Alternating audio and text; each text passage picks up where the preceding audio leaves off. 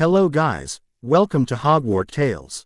So in this video, we will see, what if Harry inherited 7 ancient houses and had to marry representatives from each?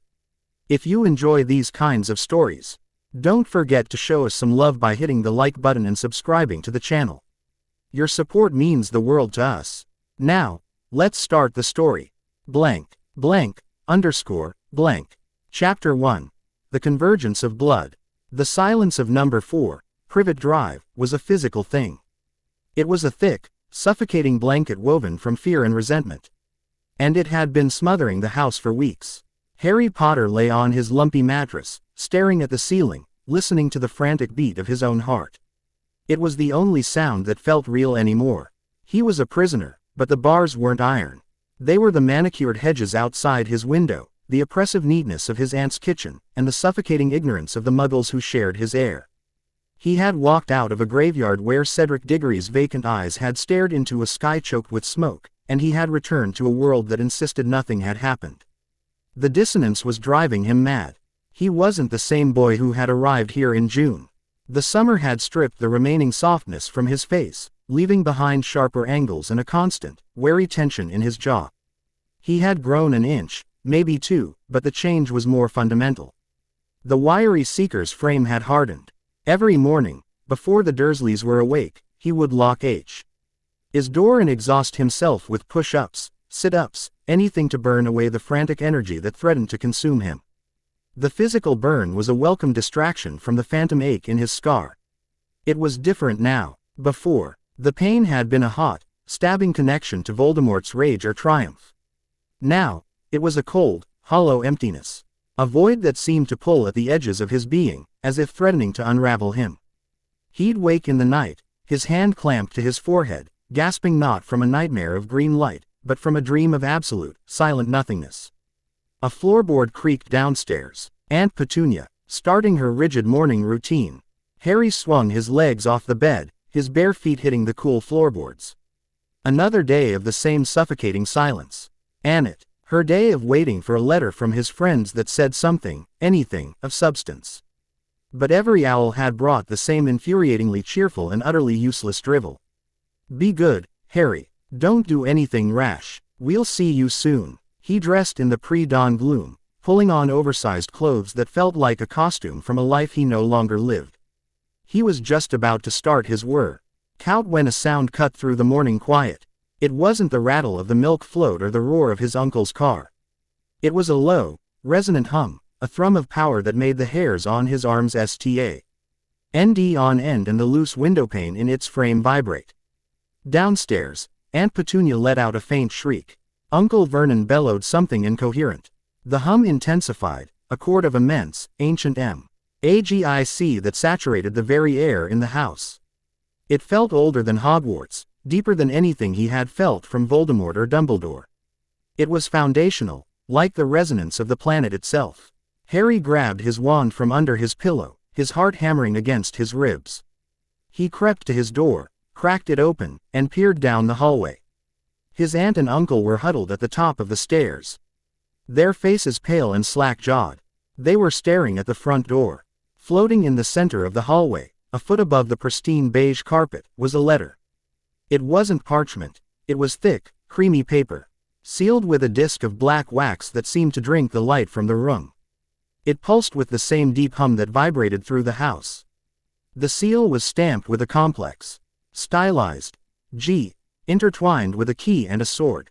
Gringotts. But no Gringotts letter had ever behaved like this. What is it? Uncle Vernon hissed, his face a mottled purple. Another one of your things.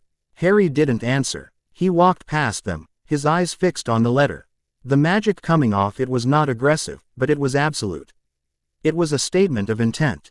I am here. I will be read. It was a summons, not a request.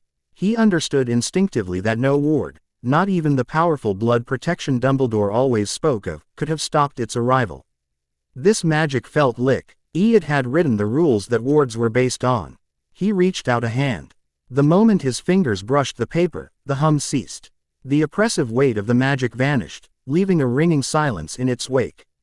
The letter dropped into his palm. It was heavy, substantial. He broke the black wax seal. The wax didn't crumble. It dissolved into a puff of black smoke, smelling of ozone and cold stone. He unfolded the single sheet of paper. The script was sharp, angular, and written in blood-red ink. Mr. Harry James Potter, your presence is required at Gringotts Wizarding Bank upon receipt of this summons. A matter of grave importance regarding your bloodline, vaults, and standing contractual obligations has been triggered by the formal declaration of Lord Voldemort's recent return to a corporeal state. This is not a request. A private portkey is embedded within this parchment. It will activate in 90 seconds. Ironclaw, Chief of Inheritance and Bloodline Administration. Gringotts, London. Harry's blood ran cold. Standing contractual obligations. He'd never signed a contract in his life. He looked up at his aunt and uncle, who were gawking at him. I have to go, he said, his voice clipped and decisive. There was no room for argument. This was not a trip to the Weasleys. This was something else entirely. Go. Go where? Uncle Vernon sputtered. You're not bringing more of your freakishness into this house. The paper in Harry's hand began to glow with a faint, silvery light. I don't have a choice, he said, tucking his wand into the back of his jeans and turning toward his room. He had less than a minute. He grabbed his invisibility cloak and stuffed it into his pocket. Money pouch. He hesitated, then jammed the Marauder's map in as well. You never knew. Don't you walk away from me, boy. He ignored him, his mind racing. A portkey, here. Dumbledore would know. The Ministry would get an alert. But the magic of the summons had felt so absolute, so primal. He had AF. Ealing it operated on a level the Ministry couldn't even detect.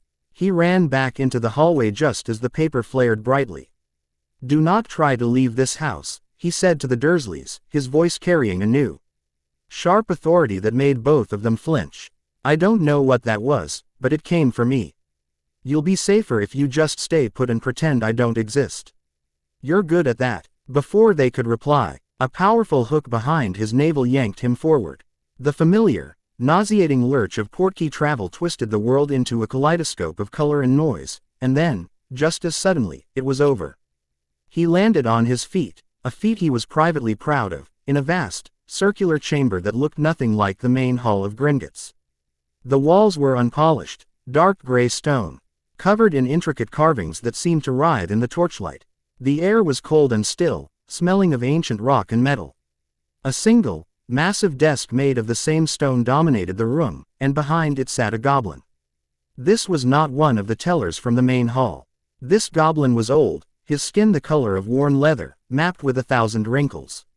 His eyes were not the usual black beads. They were a startling silver, intelligent and appraising. He wore no armor, only a simple tunic of dark gray silk. A single, heavy iron ring was on his long-fingered hand.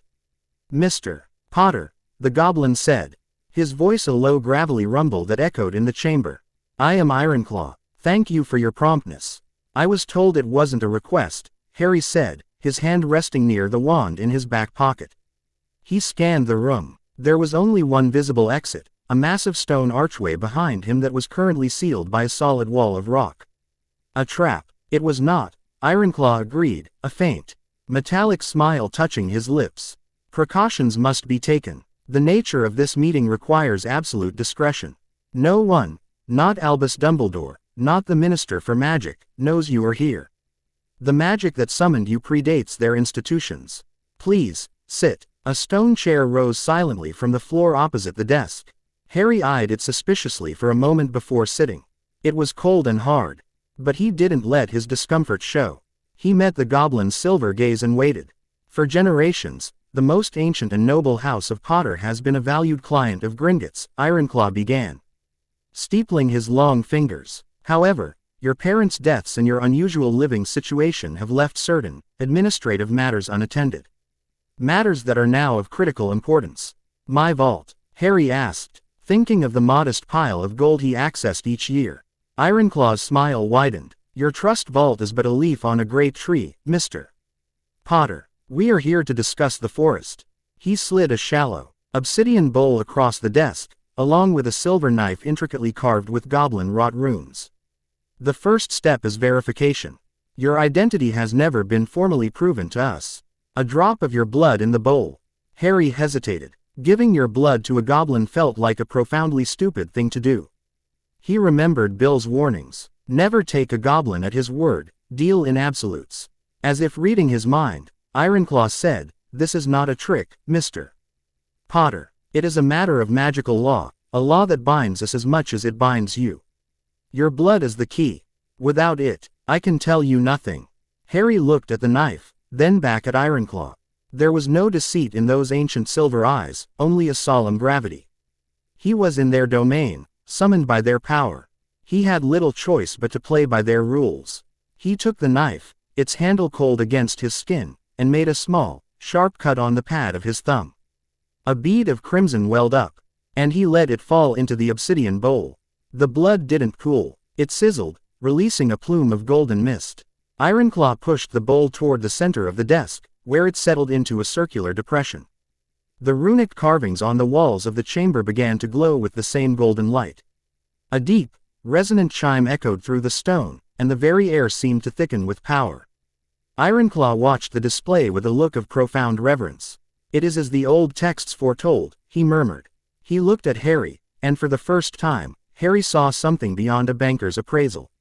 He saw the verification is complete. "Welcome, Lord Potter." Harry blinked. "Lord Potter, I'm not a lord. You are now," Ironclaw stated simply. "Upon the moment of Cedric Diggory's death at the hands of the reborn Voldemort, a state of war was officially recognized by the oldest strata of magic. This triggered numerous ancient protocols, the most significant of which is the convergence of blood. Your protocol." He gestured to the wall behind him. A section of the carved stone slid away, revealing a dark alcove. From within, Ironclaw retrieved a heavy, black iron box. He placed it on the desk with a solid thud. "The Potter line is ancient, Mr. Potter. Far older than most wizards believe. It is one of 7 primal houses, the first to codify and channel the raw forces of what you now call magic. Your house, the House of Potter, is the house of life. It governs the magic of blood, of sacrifice, of vitality itself." He opened the box. Inside, resting on a bed of faded black velvet, was a ring. It wasn't gaudy like the ring Marvolo Gaunt had worn. It was a simple band of what looked like tarnished silver, set with a single, unremarkable reddish stone that seemed to absorb the torchlight. "This is the signet of the Lord of House Potter," Ironclaw said. "It has been waiting for you since the night your parents died. It is time for you to claim it." Harry stared at the ring. His mind was reeling. Primal houses. House of Life. It sounded like something out of a badly written fantasy novel. "I don't understand. What does this have to do with Voldemort?" "Everything," Ironclaw said, his voice grim. "The 7 houses were once a bulwark against forces that make Voldemort look like a petulant child. But over millennia, the lines dwindled, the alliances fractured, and the knowledge was lost. The houses of Flame and Wind became Gryffindor and Ravenclaw. The House of Stone became Hufflepuff. The House of Shadow, Slytherin. Their true power was forgotten, diluted. But the bloodlines remained, and the ancient pacts they swore." Ironclaw leaned forward, his silver eyes boring into Harry. "The Convergence Protocol is a failsafe. A mechanism to restore the balance in a time of supreme crisis. It dictates that when the last scion of the Anchor House, your house, comes of age or faces a declared war, the 7 houses must be reunited. The power of the primal houses must be brought together in a single generation." Harry felt a knot of dread tightening in his stomach. This was too big, too fast. Reunited how? Ironclaw did not flinch. "Through the most binding magic known. A union of blood and intent. Through marriage. The Lord of House Potter is contractually bound to marry the designated representatives of the other 6 houses." The world tilted. The cold stone chamber seemed to rush in at him. Marriage. He was 15 years old. He couldn't even get a coherent letter from his best friends, and he was being told he had to marry 6 people he'd never met. "No," Harry said, the word coming out as a strangled whisper. "That's insane. It is law," Ironclaw countered, his voice sharp as broken glass. "A law you are now subject to. The magic that binds these contracts is primal. To refuse is to forfeit your magic, your life, and to doom your line to extinction. Worse, it would leave the world undefended against the coming darkness, a darkness for which Voldemort is merely the herald." Harry's head was spinning. He thought of the cold emptiness in his scar. The dream of nothing. A herald. Who? Harry managed to ask. Who are they? Their identities are revealed as they are confirmed by the same magic that confirmed you. The rings of their own houses will call to them. They are your peers, witches of your own generation who carry the blood of the other primal lines. They are being awakened, even as we speak. Harry pushed his chair back, standing up. He felt trapped, the walls closing in. I can't. I won't. There has to be another way. There is not, Ironclaw said, his voice softening slightly. This is your burden, Lord Potter. But it is also your greatest strength. The combined power of the United Houses is a force that has not been seen on this earth for 5,000 years. It is a power that could not only eradicate Voldemort, but stand against the true enemy that stirs in the shadows. He gestured to the ring again. Accept your position. The ring will show you what words cannot. Harry looked from the goblin's unyielding face to the simple ring in the box. This was a crossroads. He could refuse, and according to Ironclaw, die. Or he could step onto a path that was terrifying and unknown, a path that made facing a dragon seem like a schoolyard dare. But every instinct, honed by years of survival, screamed at him that the goblin was telling the truth. The cold ache in his scar seemed to affirm it. He thought of Cedric, his father's ghost, his mother's last words. He had never run from a fight. He wouldn't start now. With a trembling hand, he reached into the box and picked up the ring. It was strangely warm to the touch. He slid it onto the ring finger of his right hand. The moment the metal settled against his skin, the world dissolved.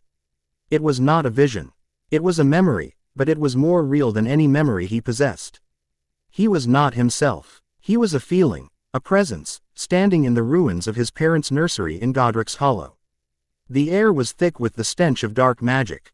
He felt a wave of triumphant, reptilian rage from the cloaked figure stepping over his father's body. He felt the overwhelming, all-consuming love radiating from his mother as she stood between the crib and the monster. And then he felt the magic. It wasn't a spell shouted from a wand. It was a raw, unconditional outpouring from his mother's very soul. Life for life. My life for his. It was a torrent of pure, brilliant energy, a sacrificial bargain struck with the universe itself. He felt it anchor to the drop of blood on the blankets of the crib, his blood. When the green light of the killing curse struck her, it did not just kill her. It struck the wall of her love, and the ancient magic of the House of Potter, a magic far older than Avada Kedavra, reacted. He felt the curse rebound, not just as a deflected spell, but as a fundamental rejection. The universe itself saying no. The scream of a torn soul, the explosion of dark power. And then, quiet, he felt the ward of sacrificial life settle over the crib, over him, a warm, golden blanket of love and protection that was so potent it was almost a physical presence. The memory faded, leaving Harry standing in the stone chamber, gasping for breath, tears streaming down his face. He looked at his hand. The ring was no longer tarnished silver. It was a gleaming, bright white gold, and the stone in the center pulsed with a soft, ruby-red light, like a tiny, beating heart. He could feel it, connected to his own pulse, a conduit to the deep, powerful magic that his mother had wielded in her final moments. He finally understood. The House of Potter wasn't about flashy spells or dueling prowess. It was the magic of life itself, paid for in the currency of love and sacrifice. It was the magic that had saved him. It was his birthright. He wiped his face with the back of his hand, his grief and shock solidifying into a cold, hard resolve. He looked at Ironclaw, his gaze steady. "All right," he said, his voice hoarse but firm. "What happens now?" Ironclaw gave a slow, deep nod of respect. "Now, you meet your allies. Your fiancés. The first has already been summoned. The magic of the House of Shadow is swift and discreet. She is waiting in the antechamber." Before Harry could process this, a heavy, grinding sound echoed from the archway he had entered through. The solid stone wall slid aside, revealing a smaller, more Spartan waiting room. Standing in the center of that room was a girl his age with long, pale blonde hair and cool blue eyes. She was dressed in an impeccably tailored dark green robe of obvious quality. Her posture was ramrod straight, her expression a mask of aristocratic neutrality. He recognized her, vaguely. Daphne Greengrass, a Slytherin from his year. They had never spoken a single word to each other. She held a black box, similar to the one that had held his ring, open in her hands. On her finger, she wore a ring of polished obsidian, set with a stone like a sliver of frozen smoke. The stone seemed to draw the light into it, creating a small patch of shadow around her hand. Her eyes met his across the distance. There was no surprise in them, only a sharp, calculating intelligence. She was assessing him, weighing him. "Potter," she said, her voice as cool and smooth as marble. She inclined her head slightly, a gesture that was less a sign of deference and more an acknowledgement of a business partner. "I assume you've been briefed on the absurdity of our situation." Harry walked out of the inheritance chamber and into the antechamber. The stone wall grinding shut behind him. He and Daphne were alone, save for the two stoic goblin guards flanking the new doorway. He felt the ring on his finger thrum with a subtle warmth, a resonance that seemed to answer the cold stillness of the ring on her hand. "You could call it that," Harry replied, his voice regaining its strength. He stopped a few feet from her, matching her steady gaze. He wouldn't be intimidated. He was the lord of a house now, whatever that meant. He had a right to be here. More than that, he was the anchor of this whole insane mess. "My family has kept the old records," Daphne said, her tone clinical. "The House of Greengrass is descended from the House of Shadow. We are its caretakers." The lore spoke of the Convergence Protocol, but it was always treated as a myth, a contingency for the end of the world. She gave a delicate, humorless shrug. "It seems the end of the world is upon us." "Voldemort," Harry said. "He is the catalyst, not the cause." She corrected him smoothly. "My father believes his return is a symptom of a greater imbalance. The unmaking, the old texts call it, the decay of magic itself." She glanced down at her ring. "This activated the moment you claimed your lordship. It would seem the old magic agrees with him." Harry was taken aback by her directness, her sheer pragmatism. He had expected hysterics, or denial, or at the very least, scorn. He had not expected a concise political and mystical analysis. "So you're just accepting this? The contracts, the marriage?" He couldn't help the disbelief in his voice. Daphne's cool expression finally broke with a flicker of something, annoyance, perhaps. "Don't be naive, Potter. I am a Greengrass. My marriage was never going to be for love. It was going to be an alliance to secure my family's power and position. This is simply a more dramatic version of the same, with significantly higher stakes." She took a step closer, her eyes scanning him from head to toe. "I have two options. I can refuse the bond, and my house, my magic, and my life are forfeit. Or, I can align myself with you, the prophesied savior and now, apparently, the magical linchpin of the entire wizarding world. From a purely strategic standpoint, the choice is obvious." Her honesty was as sharp and cold as a shard of ice. He found, to his surprise, that he respected it.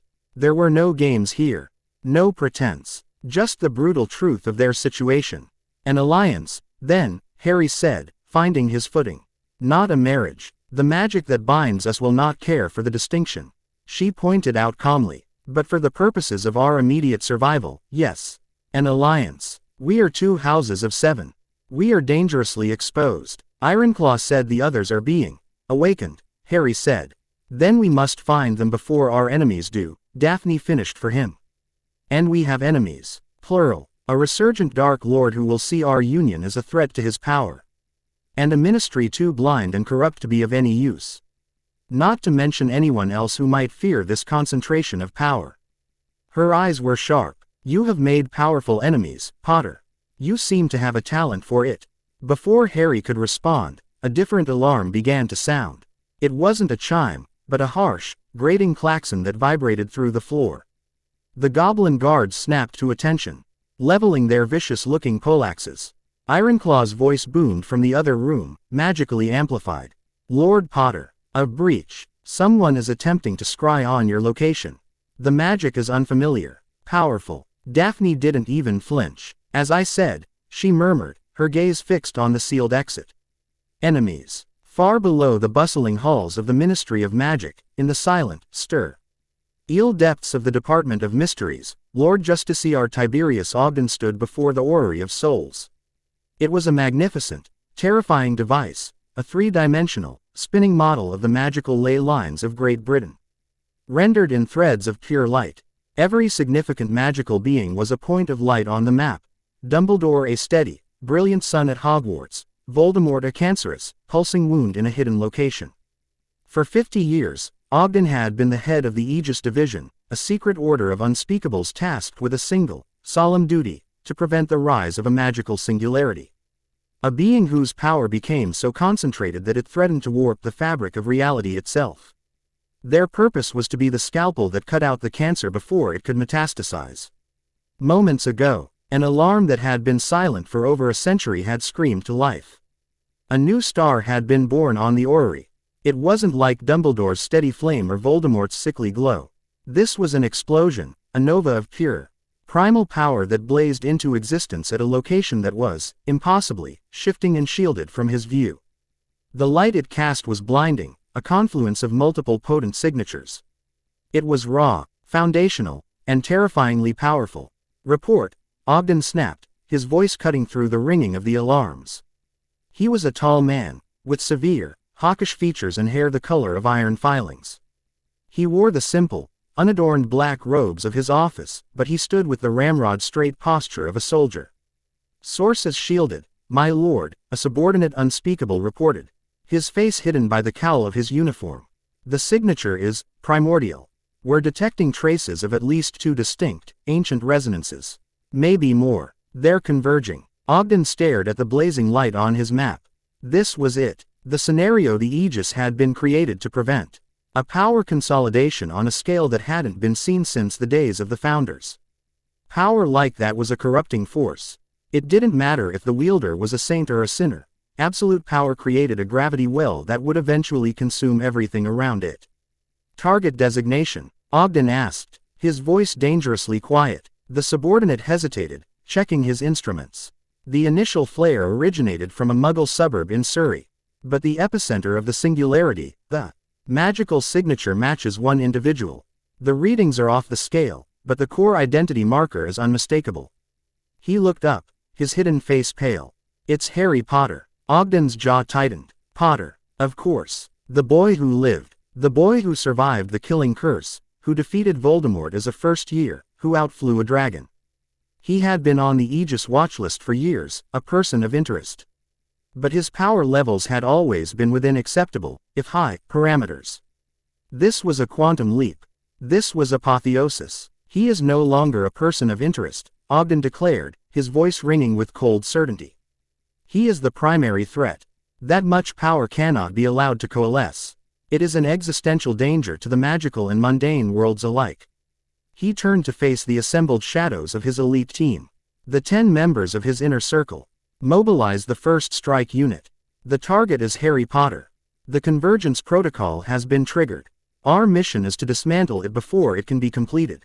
Isolate the subjects. Contain the power. Neutralize the singularity. His eyes, hard as flint, swept over his soldiers. By any means necessary. Find him. Back in the Gringotts antechamber. The klaxon fell silent. The sense of being watched vanished. They are gone, Ironclaw's voice announced. They could not penetrate our deep wards, but they were sophisticated. They know something is happening. And they know you are at the center of it. Harry looked at Daphne. Her cool mask was back in place, but he could see a new tension in the set of her shoulders. She was right. The game had already begun. And they didn't even know all the players. So, what's our first move, Potter? She asked, her voice low. You're the lord of the Anchor House.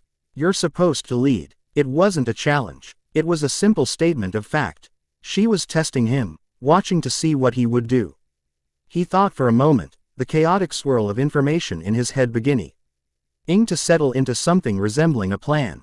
They were blind, outmatched, and hunted. They needed strength, and they needed information. First, Harry said, his voice ringing with a confidence that surprised even himself. We stop being on the defensive. We complete the circle. We find the others before they do.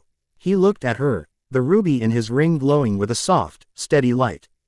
The House of Shadow. Your family kept the old records. Where do we start? A flicker of something, approval, maybe even respect, danced in her icy blue eyes.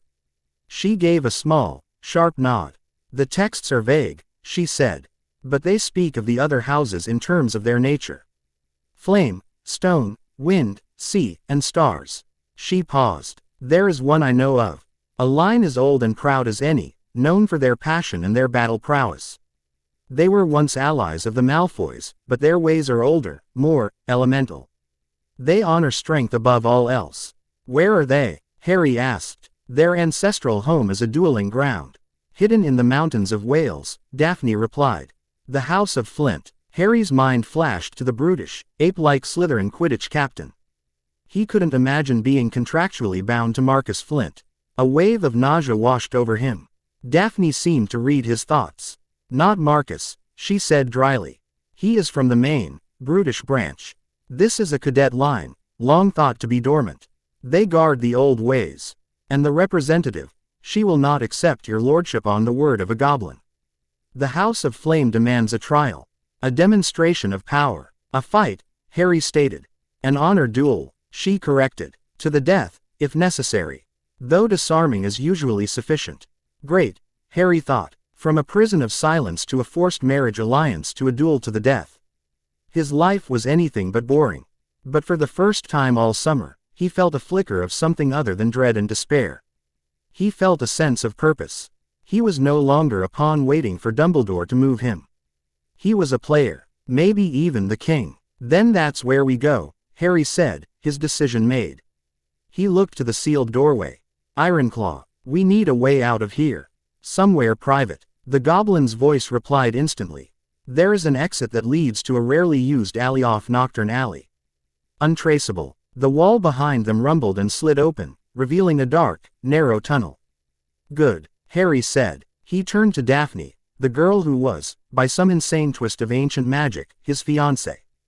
They were strangers, allies of convenience from rival houses. But as he looked at her determined face, he knew her assessment had been correct. This wasn't about romance. It was about survival. And Harry Potter was very, very good at surviving. Let's go meet our future, he said, and together, they stepped into the darkness. Chapter 2. The Lady of Flame. The tunnel was short. It ended in a flight of slick, worn stone steps that spiraled up into near total darkness. The air growing thick with the smell of damp brick, stale potion fumes, and something acridly magical. It was the scent of desperation. Harry emerged first, his wand already in his hand, its tip glowing with a soft lumos. He found himself in a narrow, filth-strewn alleyway, hemmed in by the towering, crooked backs of buildings that leaned against each other as if for support. Above, A.S. Live, R of bruised purple twilight sky was visible. Daphne followed a moment later, her movements silent and fluid. She took in their surroundings with a single, sweeping glance, her nose wrinkling in distaste. Knockturn Alley. Charming. Ironclaw said it was untraceable, Harry said, his senses on high alert. The alley was empty, but shadows danced in every corner, and the sounds of the main thoroughfare, a harsh laugh, the smash of glass, a muttered incantation, were unnervingly close. Untraceable exits are rarely in pleasant locations, she noted, pulling the hood of her robe over her pale hair. The movement was practical, concealing her most recognizable feature. She looked at Harry, who was still in his oversized muggle clothes. You, on the other hand, are a beacon of peculiarity here. We need to move. She took the lead, navigating the labyrinth of side alleys with a confidence that told Harry this was not her first time in the darker corners of the wizarding world. She didn't stay in the main artery of Knockturn Alley but skirted its edges, using passages that seemed too narrow to be real, their paths obscured by hanging laundry and piles of refuse. Harry followed close behind, his grip tight on his wand. The new weight of the Potter ring on his finger a constant, tangible reminder of how his life had irrevocably changed in the last hour. My knowledge of the Flint lands is from texts, not personal experience, she said, her voice a low murmur that didn't carry. They value privacy. The wards on their territory are aggressive. We can't apparate directly in. We'll have land on the outskirts and approach on foot. Can you apparate? Harry asked. He'd read about it, but the test wasn't until 6th year. Daphne shot him a look over her shoulder. I received my license last month. Pureblood families tend to fast-track private instruction. It's considered a basic security measure. Another casual reminder of the world of difference between his upbringing and hers. You'll have to side along. Don't fight it, and try not to be sick. She led him into a small, dead-end courtyard littered with broken cauldrons. The air here was strangely still. This will do, she said, turning to face him. Give me your arm. Harry hesitated for a fraction of a second. The idea of placing his safety so completely in the hands of a girl he'd met less than an hour ago, a Slytherin no less, was unnerving. But then he felt the faint, cold thrum of her ring and the answering warmth of his own. They were bound, whether he liked it or not. This was the first test of that bond. He extended his arm, and her cool, slender fingers wrapped around his forearm. Her grip was surprisingly strong. Hold on tight, she instructed. The destination is a place I have only seen in photographs and on maps. The landing might be rough. Focus on the image of a windswept mountain pass, dominated by a single, lightning-scarred oak tree. He nodded, bracing himself. Daphne closed her eyes, and with a sharp turn on the spot. The world dissolved. The sensation was nothing like a portkey. It was a violent, crushing compression, as if he were being squeezed through a tiny, ice-cold pipe. His lungs seized. Darkness pressed in on his vision, and the grimy courtyard vanished. Just as he felt his body was about to be ripped apart, the pressure released with explosive force. Harry stumbled forward, gasping, the contents of his stomach lurching violently. He bent over, hands on his knees, breathing in huge lungfuls of clean, cold, pine-scented air. The oppressive damp of Nocturne Alley was gone, replaced by a wind so sharp it felt like it could strip the flesh from his bones. When he finally straightened up, the sight stole what little breath he had left. They were standing on a high, rocky outcrop. Below them, a vast, wild valley carved its way through the jagged peaks of the Welsh mountains. The sun was setting, painting the clouds in fiery shades of orange and crimson. A league or so away, nestled in the heart of the valley, was a dark smudge of trees and what looked like standing stones. There was no castle, no manor house, just the raw, untamed wilderness. And right beside them, its gnarled branches reaching like skeletal fingers toward the sky, was the lightning-scarred oak tree from Daphne's description. Impressive, isn't it? Daphne's voice was quiet, stripped of its usual cool irony. She, too, was looking out over the valley, her hood pushed back, the wind whipping strands of her pale hair across her face. The House of Flame never built castles. They considered them cages. They believed their magic came from the land itself. It feels powerful, Harry admitted. He could feel it in the soles of his feet, a low thrum of energy in the very rock they stood on. It was different from the life-giving magic of his own house or the secretive quiet of Daphne's. This was raw, chaotic, and immense. It felt like a dormant volcano. This is the Lyn Maelor, the scorched basin, Daphne explained, her gaze sweeping the terrain. The flints have held it for 2,000 years. The wards start at the base of this ridge. From here, we walk. The descent was treacherous. There was no path, only a steep, scree-covered slope that threatened to send them sliding with every step. Daphne moved with a surprising agility, her fine robes seemingly no impediment. Harry, with his seeker's balance, managed to keep pace. As they crossed an unseen boundary at the bottom of the ridge, the air changed. The wind died down, and the ambient temperature rose by several degrees. The thrum of power intensified. We've been noticed, Harry said, his hand straying to his wand. That was the intention, Daphne replied calmly. To approach a place like this unannounced is to invite a fiery death. We have presented ourselves. Now, they will come to us. They walked in silence for another 10 minutes, heading towards a clearing dominated by a circle of massive, blackened stones. The ground within the circle was bare earth, packed hard and littered with scorch marks and patches of fused glass, testament to countless duels. As they approached, figures began to emerge from the surrounding woods and from behind the standing stones. They were not like the wizards Harry was used to seeing. They were dressed in practical, hard-wearing clothes of leather, wool, and dark tartan. Men and women alike were armed, not just with wands, but with daggers at their belts and, in some cases, rune-etched axes slung over their backs. They were a clan, a tribe, their faces weathered and hard, their eyes sharp and appraising. A low murmur went through the crowd as they took in the sight of Harry, his strange clothes, his famous scar. Two figures detached themselves from the group and walked forward to meet them. One was an old woman, her face a mask of stern wrinkles, her long, iron-gray hair braided with silver clasps. She leaned on a staff of twisted yew, and her eyes, a startlingly bright, fiery hazel, seemed to burn with an inner light. The other was a girl about Harry's age. She was tall and athletic, with a confident, almost challenging posture. Her hair was a deep, rich auburn, pulled back in a thick, practical braid that fell past her shoulders. She wore dark leather trousers and a fitted woolen tunic, her wand holstered in a simple leather bracer on her forearm. Her features were strong and defined, and her eyes, the same fiery hazel as the old woman's, sparked with unconcealed skepticism as she looked Harry up and down. "I am Alara, elder of this house," the old woman said, her voice a low, commanding rasp. "And this is my granddaughter, Karis Flint, the designated heir of the House of Flame." Her gaze was sharp enough to cut. "We received the summons." The old pact stir. "But the pact speak of a lord, a warrior of the Anchor House. We see only a boy, dressed in the rags of an outlander." Harry felt a surge of anger at the dismissal, but he forced it down. He was on her land, asking for her allegiance. He met the old woman's gaze squarely. "The rags are a consequence of my upbringing, not my choice. And I stopped being a boy in a graveyard 2 months ago." Alara's expression didn't change, but a flicker of something passed through her eyes. Karis, however, let out a short, unimpressed laugh. "Words. Any child can speak them. The House of Flame is built on action. On power. You carry the name Potter, and you wear the ring of the Anchor. But what have you done to prove you are worthy of either?"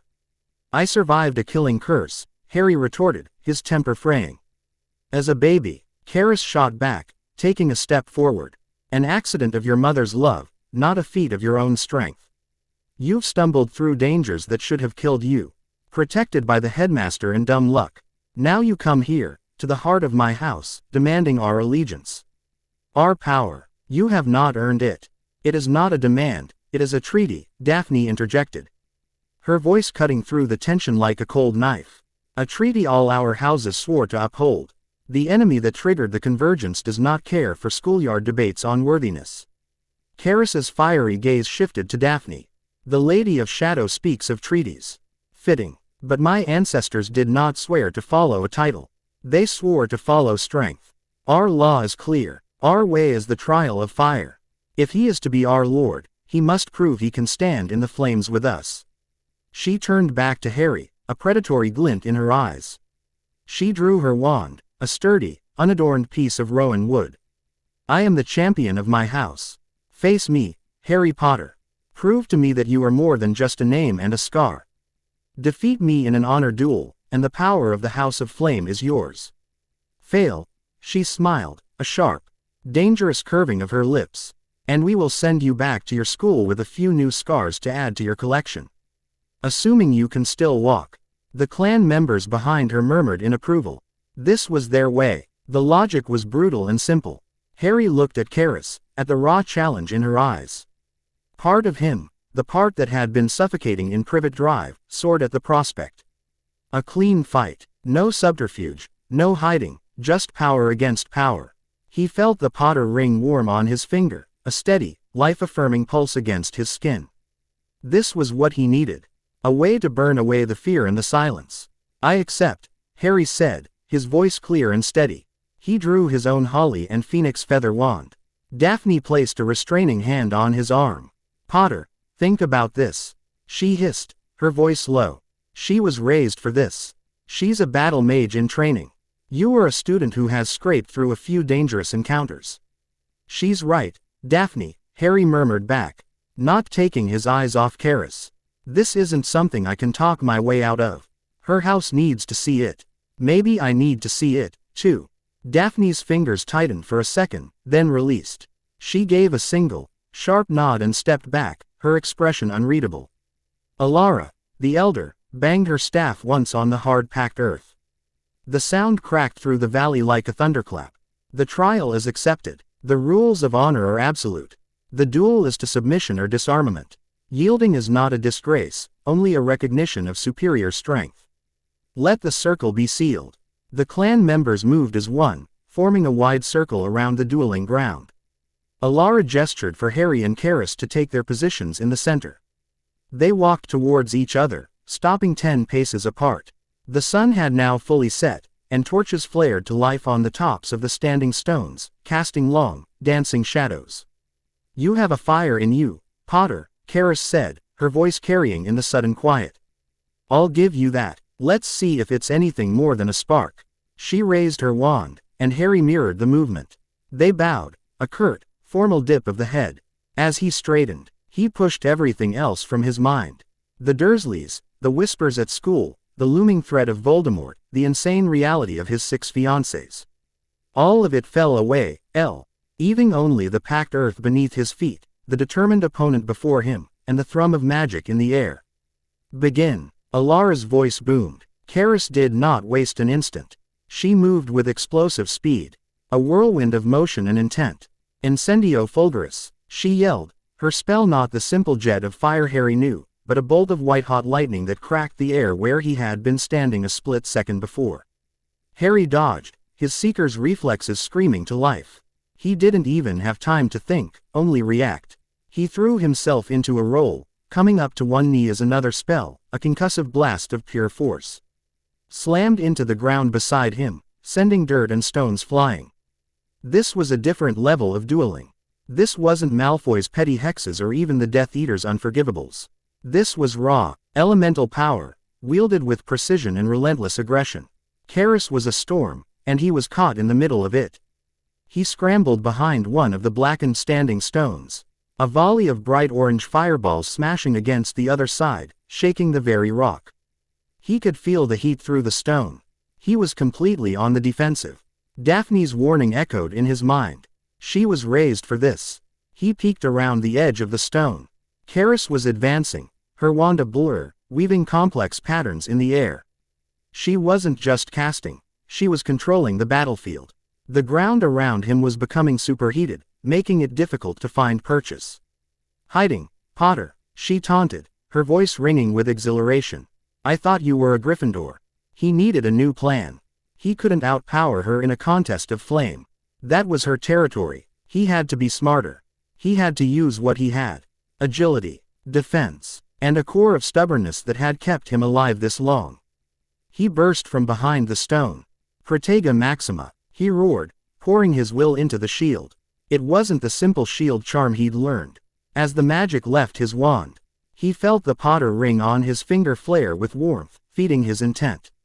The shield that shimmered into existence before him was not just a transparent barrier, it was a dome of shimmering golden energy that solidified with a deep, resonant hum. A jet of molten rock, summoned by Karis from the ground, slammed into the shield. It didn't just stop, it splattered and vaporized, the ear power of the impact sending a shockwave through Harry's arm. The shield held. Karis's eyes widened slightly in surprise. That was not a student's shield. Harry pressed his advantage. He couldn't win by just blocking. He needed to disrupt her rhythm. While maintaining the shield with his will, he pointed his wand at the ground at her feet. Glisseo. The hard-packed earth beneath Karis's boots suddenly turned slick and smooth as ice. Her aggressive advance turned into a clumsy scramble for balance. Her next spell, a wicked-looking cutting curse, went wide, slicing a deep gouge into one of the standing stones. He dropped the shield and went on the offensive, not with power, but with speed and precision. A volley of stunning spells, disarming charms, and impediment jinxes. They weren't powerful, but they were fast, forcing her to block and dodge, breaking her concentration.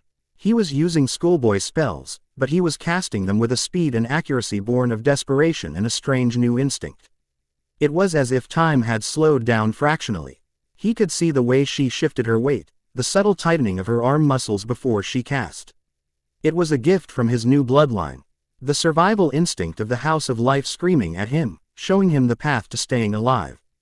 Karis recovered her footing, her frustration evident in the tight line of her mouth. She snarled, planting her feet. "Enough games." She stabbed her wand towards the sky. Caelum Ignis. The air above the dueling circle superheated. A sphere of brilliant, blinding fire, the size of a bludger, coalesced over her head. pulsing like a miniature sun. The heat was immense, washing over the entire area. The clan members murmured in awe and fear.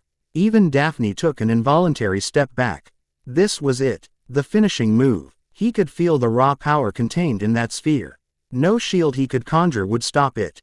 He had one chance, not to block it, but to use his own strengths.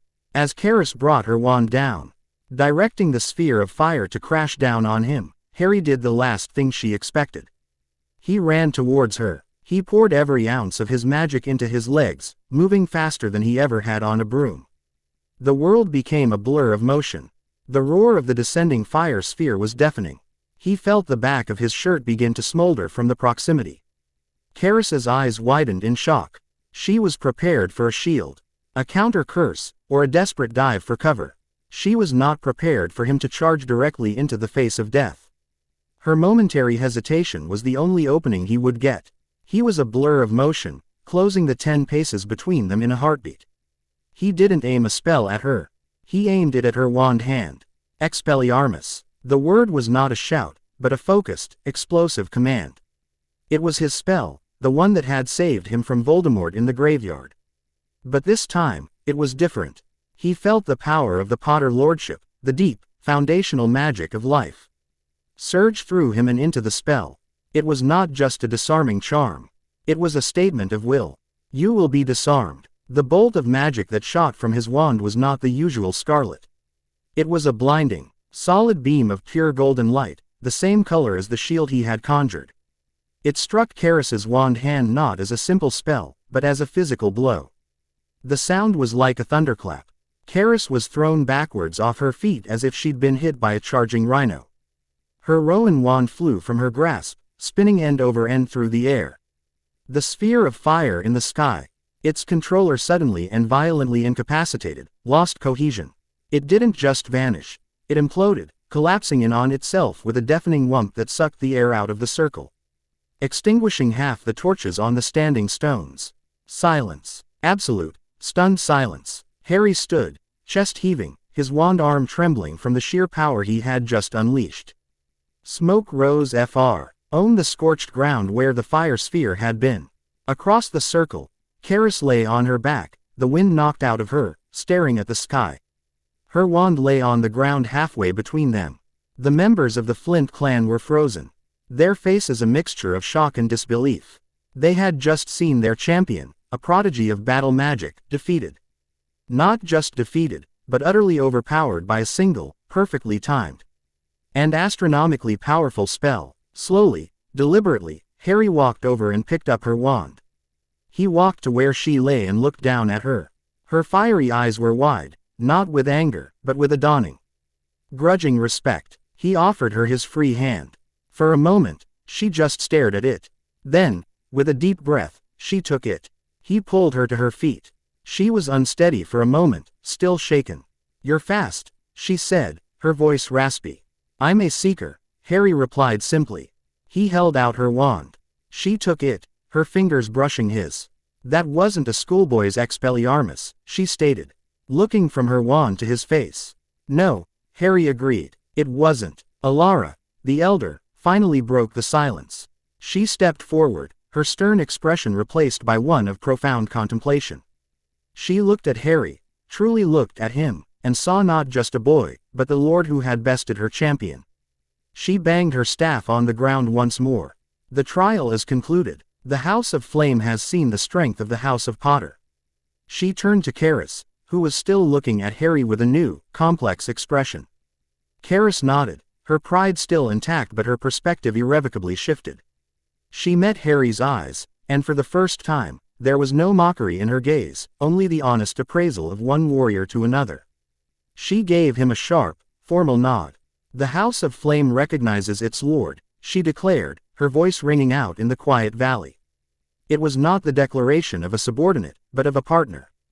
A partner in strength. A ragged cheer went up from the clan. They had their proof. Strength had been demonstrated. Honor had been satisfied. Harry felt a wave of exhaustion and relief wash over him. He looked from Kaeris's determined face to Daphne, who was watching from the edge of the circle. Her mask of cool neutrality was firmly in place, but he thought he could detect a flicker of surprise, perhaps even approval, in her eyes. They now had a spymaster and a warrior. The Alliance had its shadow and its sword. Miles away and moments later, the same patch of windswept Welsh highland crackled with the arrival of 6 silent, black-robed figures. They moved with the unnerving, coordinated efficiency of trained soldiers, spreading out to secure the perimeter of the dueling ground. Lord Justiciar Tiberius Ogden appeared last, his hawkish features grim in the moonlight. He knelt, his gloved fingers hovering over a deep scorch mark on the ground. The air still tasted of ozone and immense, raw power.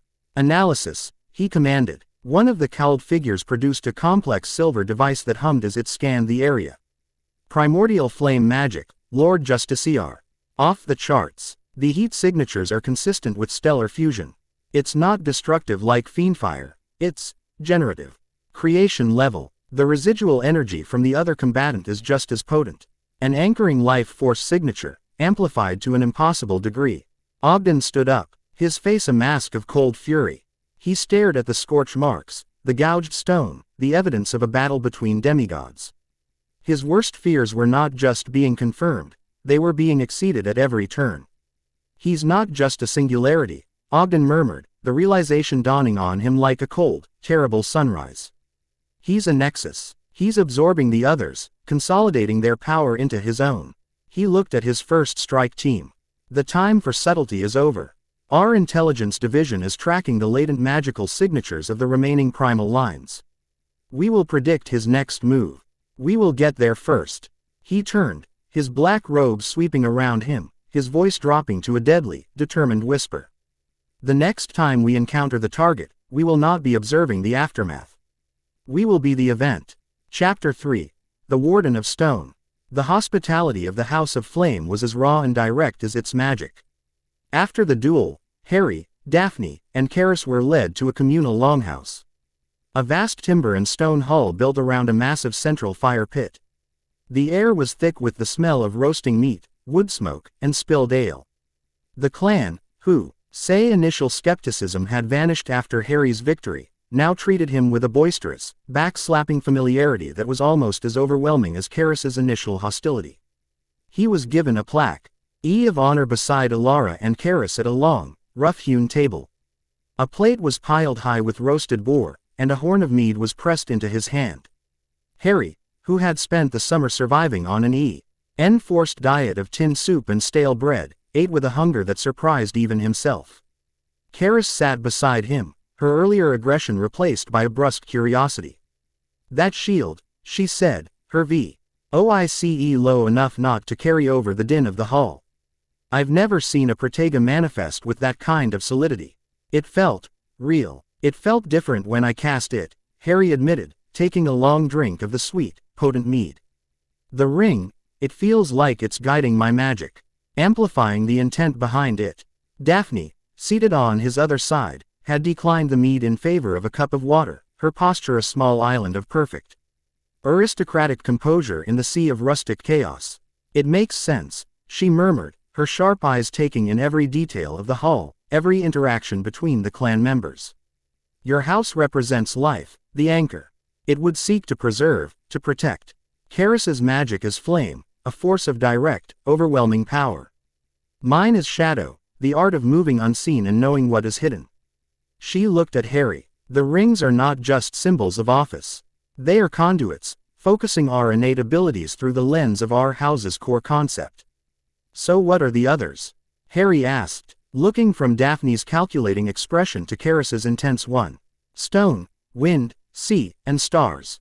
Stone is endurance, defense, the unyielding earth, Karis supplied, tearing a piece of bread from a loaf. The Hufflepuff line is said to be a pale imitation. They are the shield to our sword. Wind is knowledge, insight, and the unseen currents of the world, Daphne added. Divination, but more tangible. The root of Ravenclaw. Sea and stars are the 2 lost lines, Karis said. They vanished from British records centuries ago. No one knows where their bloodlines ended up. The thought of finding 2 more people, potentially on the other side of the world, was daunting. They had to focus on the ones they could reach. Stone, Harry said. Do we know who it is? Before Daphne or Karis could answer, a small, Dark bird, no bigger than Harry's fist, swooped through the open doorway of the longhouse. It ignored the noise and the fire, flying a direct, unerring path to their table and landing silently on the polished wood in front of Harry. It was not an owl. Its feathers were the color of wet slate, and its eyes were intelligent chips of obsidian. It held a tiny, tightly rolled scroll in its beak. The hall quieted slightly as the clan noticed the strange messenger. Daphne's eyes narrowed. "That is a ministry courier bird," she said softly. "From the Department of Magical Law Enforcement. Very high security. How did it find us here?" "Wards are made to keep people out, not to stop a determined message from getting in," Alara's voice rasped from across the table. Her fiery eyes were fixed on the bird. "This place is unplottable, but if the sender has the right authority, they can target the magical signature of an individual." She looked at Harry. "It seems you are already on their lists." Harry slowly reached out. The bird watched him, unafraid, and dropped the scroll into his palm before taking flight and vanishing back into the night. The scroll was sealed not with wax, but with a spot of magic that shimmered like polished granite. He broke the seal, and the parchment unrolled. The script was neat, precise, and urgent. "Potter, you are moving faster than I anticipated. I am the designated representative of the House of Stone. My name is Susan Bones." Harry's eyes widened. Susan Bones. A quiet, serious-faced Hufflepuff from his year. He knew her mostly by association. Her aunt, Amelia Bones, was the head of the DMLE, a woman known for her strict adherence to the law and her unimpeachable integrity. "I will not offer you my allegiance based on a legend. And I will not test you in a duel. The strength of stone is not in aggression, but in protection and judgment. My trial for you is a matter of character, not power. And it is happening now. An incident is unfolding in the village of Oakhaven, in the New Forest. A magical creature, an ancient earth elemental, has been driven into a frenzy. It's destroying property, and the local Aurors are outmatched. My aunt is on her way, but she has been advised by a specialized unit from the Department of Mysteries. Their recommendation is to destroy the creature with extreme prejudice. They call themselves the Aegis." Harry's blood ran cold. The Aegis. The name Ironclaw had used. The ones who had tried to scry on him. "I do not believe destruction is the only answer. The creature has never been hostile before. Something has provoked it. My house demands justice, not just order. If you are the Lord our pact speak of, then show me.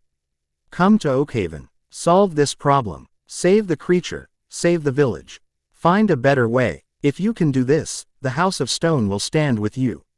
If you choose the path of violence, or if you fail, then you are not the leader we need, and you will have your answer. A portkey is keyed to your magical signature. It will activate when you speak the word, Justicia. Be warned. The Aegis is already on site. They are not your friends. S.B. Harry read the note twice. The words settling in his mind.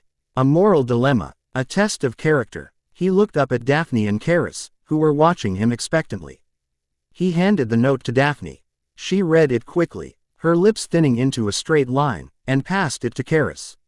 Karis read it and snorted. "A better way. It's a rampaging beast. You put it down. Clean, simple, is it?" Harry challenged, his gaze firm. "Or is it a victim? Susan seems to think so. Something has provoked it." He thought of the cold, hollow ache that had been in his scar, the sense of a greater darkness that Voldemort was only a part of. "Maybe this is our first look at the real enemy."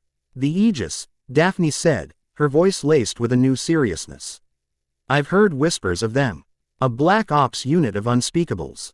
Their mandate is extreme. They answer to no one but their own leader. For them to be involved means they see this as more than just a simple creature incident. They see it as being connected to me," Harry realized.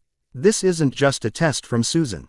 It's a trap, or an opportunity," Daphne countered, her strategic mind already working. "They will be there, expecting you to act like a blunt instrument. Susan is offering you the chance to act like a leader. To show them, and her, that power can be wielded with precision and compassion." Karis looked from the note to Harry, a thoughtful expression on her face. The duel had changed something in her. She still saw the world in terms of strength, but she was beginning to see that strength could have different forms. "It's a Hufflepuff's test, all right," she grumbled. "All fairness and morality. But, She met Harry's eyes. If this Aegis group is a real threat, then this is our first chance to see them in action. To measure their strength. The decision was clear. This was a test they could not afford to fail, and a confrontation they could not avoid. Alara, Harry said, turning to the old woman. We have to go. The elder nodded, her expression grim. I heard the name. Aegis. A shadow from the last war. Be wary, Lord Potter. Men who believe they are righteous are often more dangerous than those who know they are evil. She stood, her staff striking the floor. The House of Flame is with you. Karis will go. She is your sword. Karis stood as well, a fierce grin spreading across her face.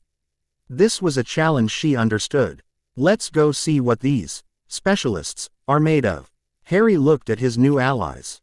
The cool, calculating strategist and the fiery, eager warrior.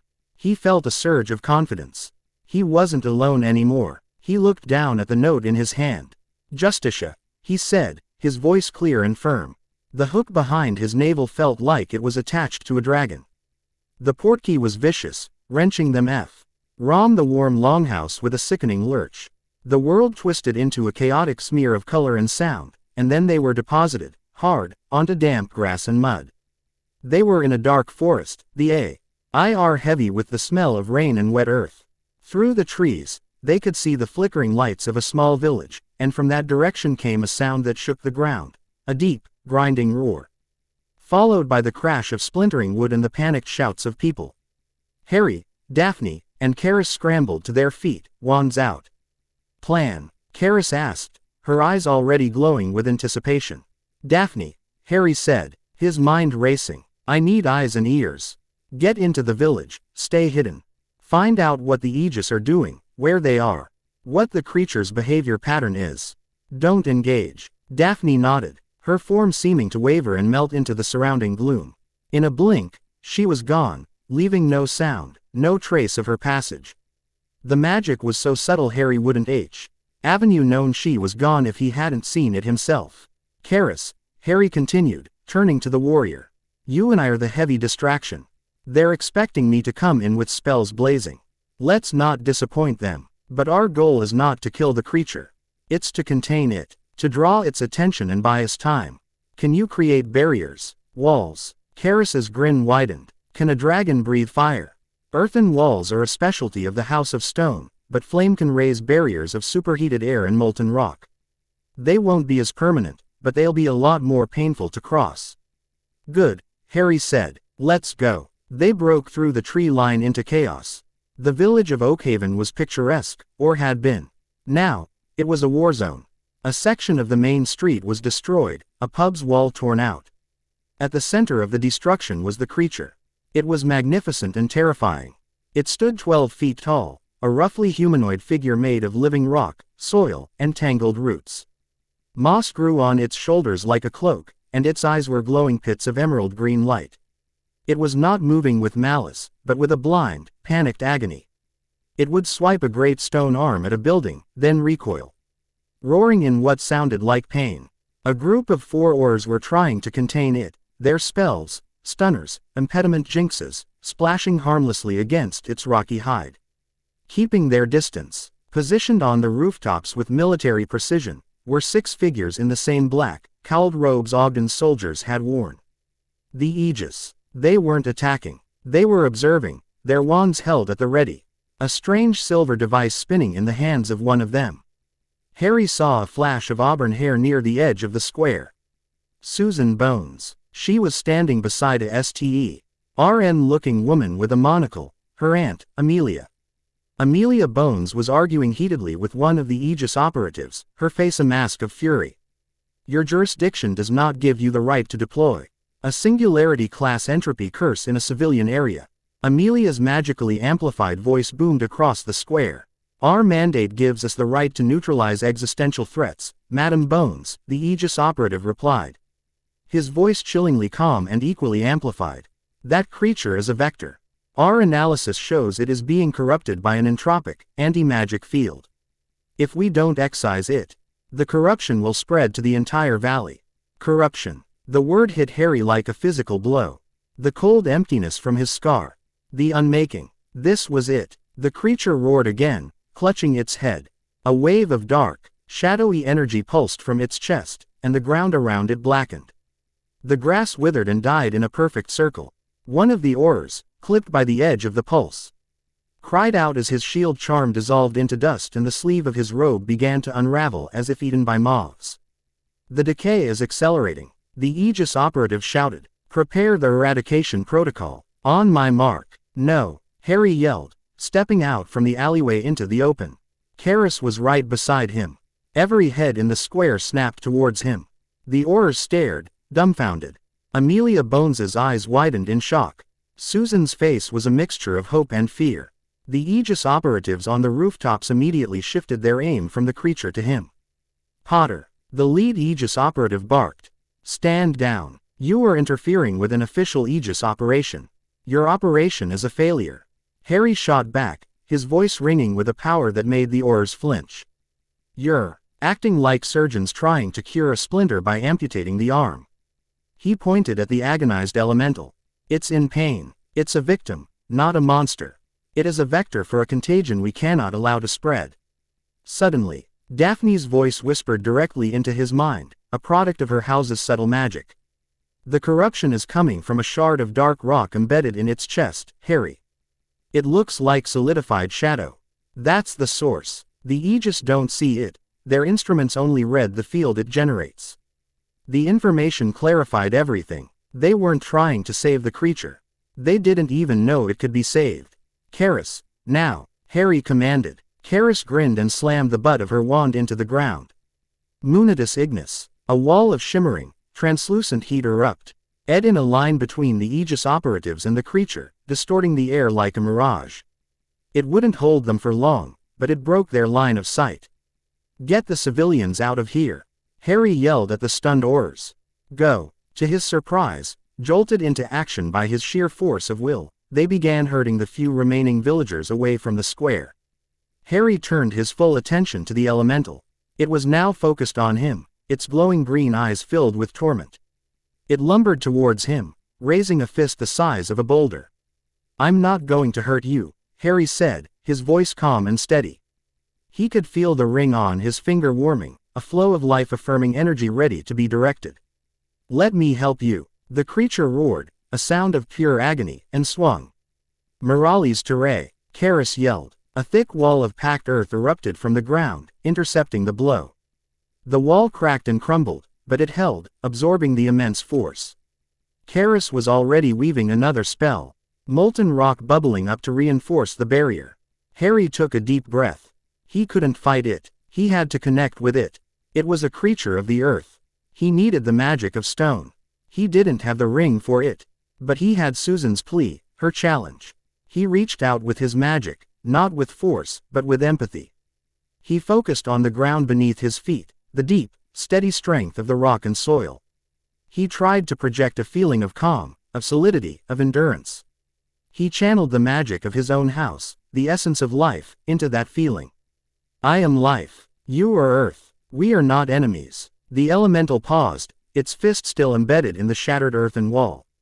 It tilted its great head, its roar subsiding to a low, painful rumble. It could feel him. It could feel the resonance of a power that was not trying to destroy it. Harry, the Aegis are deploying from the west rooftop. Daphne's voice warned in his mind.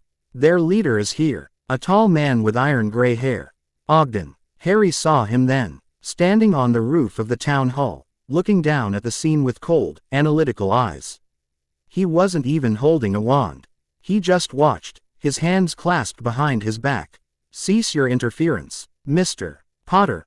Ogden's amplified voice cut through the air, calm and absolute. You are consorting with forces you do not understand. That creature is a lost cause. My mission is to protect the world from magical singularities, both willing and unwilling.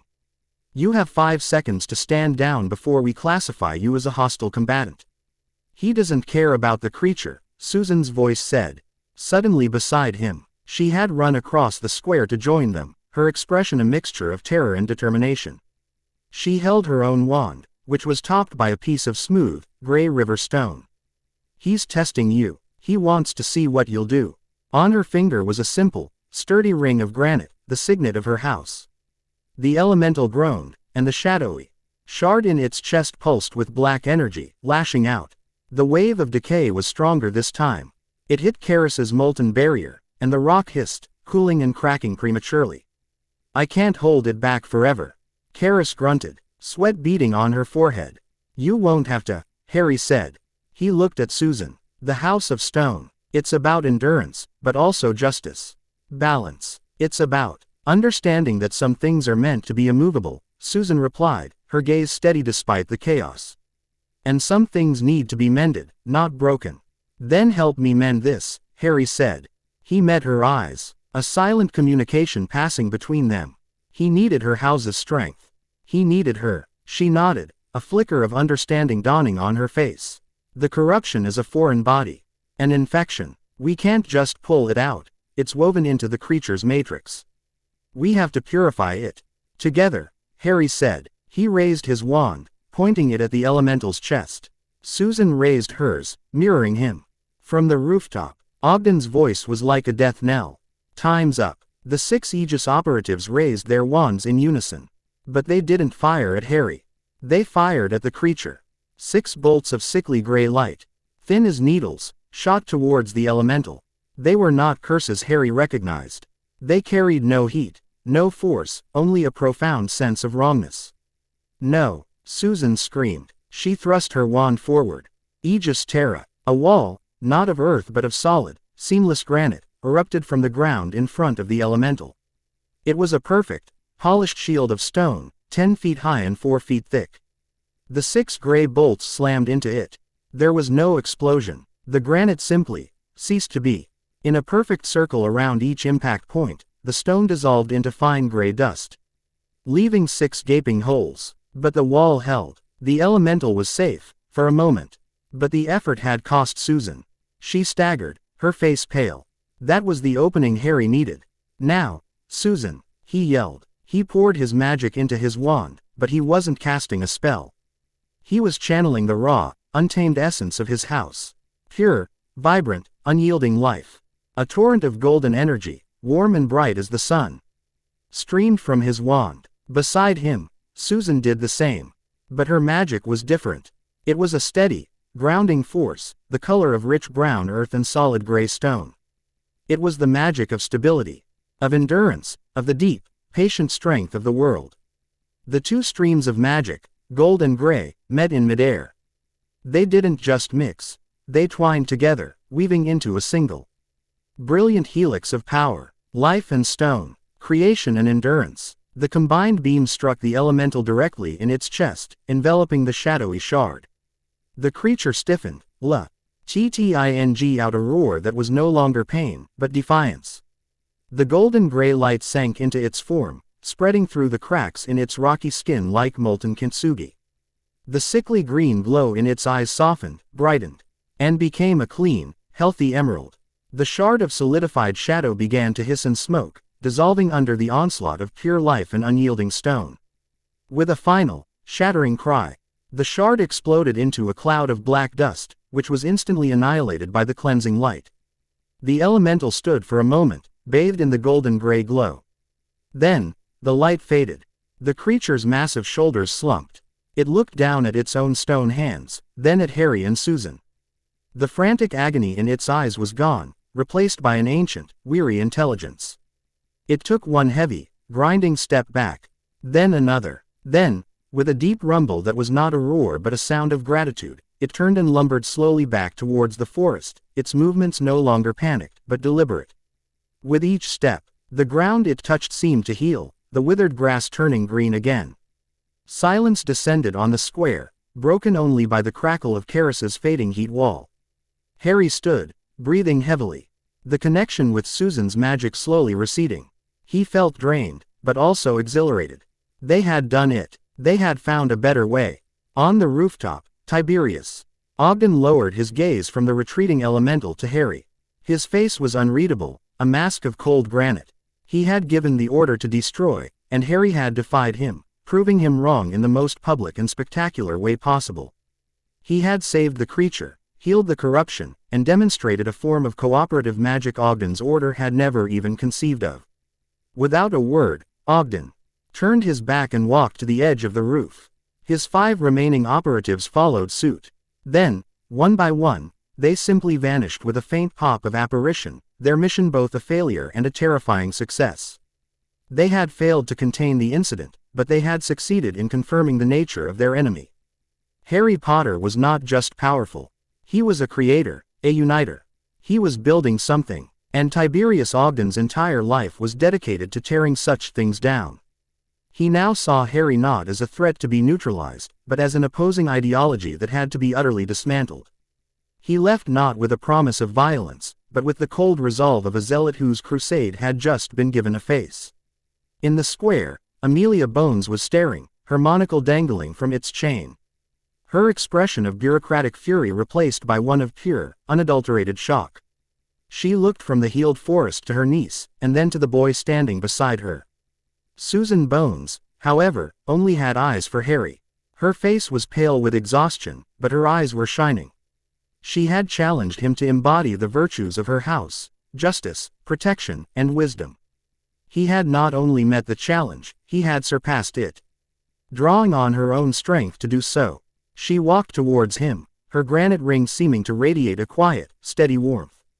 She stopped in front of him and gave a formal, respectful bow. "The House of Stone has witnessed your character, Lord Potter," she said, her voice clear and strong. "Our strength is yours to command." The Alliance now had a conscience, a foothold in the ministry, and a declared war with the most dangerous secret force in the country. And Harry knew, with a certainty that chilled him to the bone, that the next time he saw the Aegis, they wouldn't be firing warning shots. Chapter 4. The Seer of the Unseen. The aftermath of the Oakhaven incident was a blur of contained chaos. Amelia Bones, recovering from her shock, had descended upon the scene with the full force of her authority. She dismissed the local Aurors with a sharp word, erected privacy wards around the village square, and immediately began a furious, whispered argument with her niece. From the heated glances shot in his direction, Harry knew he was the primary topic of conversation. He, Karis, and a newly visible Daphne stood apart, a tight knot of wary energy. Karis was still buzzing from the confrontation, her eyes scanning the rooftops where the Aegis had been, a predatory hunger in her gaze. Daphne was quiet, her attention focused on the exchange between the two Bones women. Her expression as cool and analytical as if she were observing a chess match.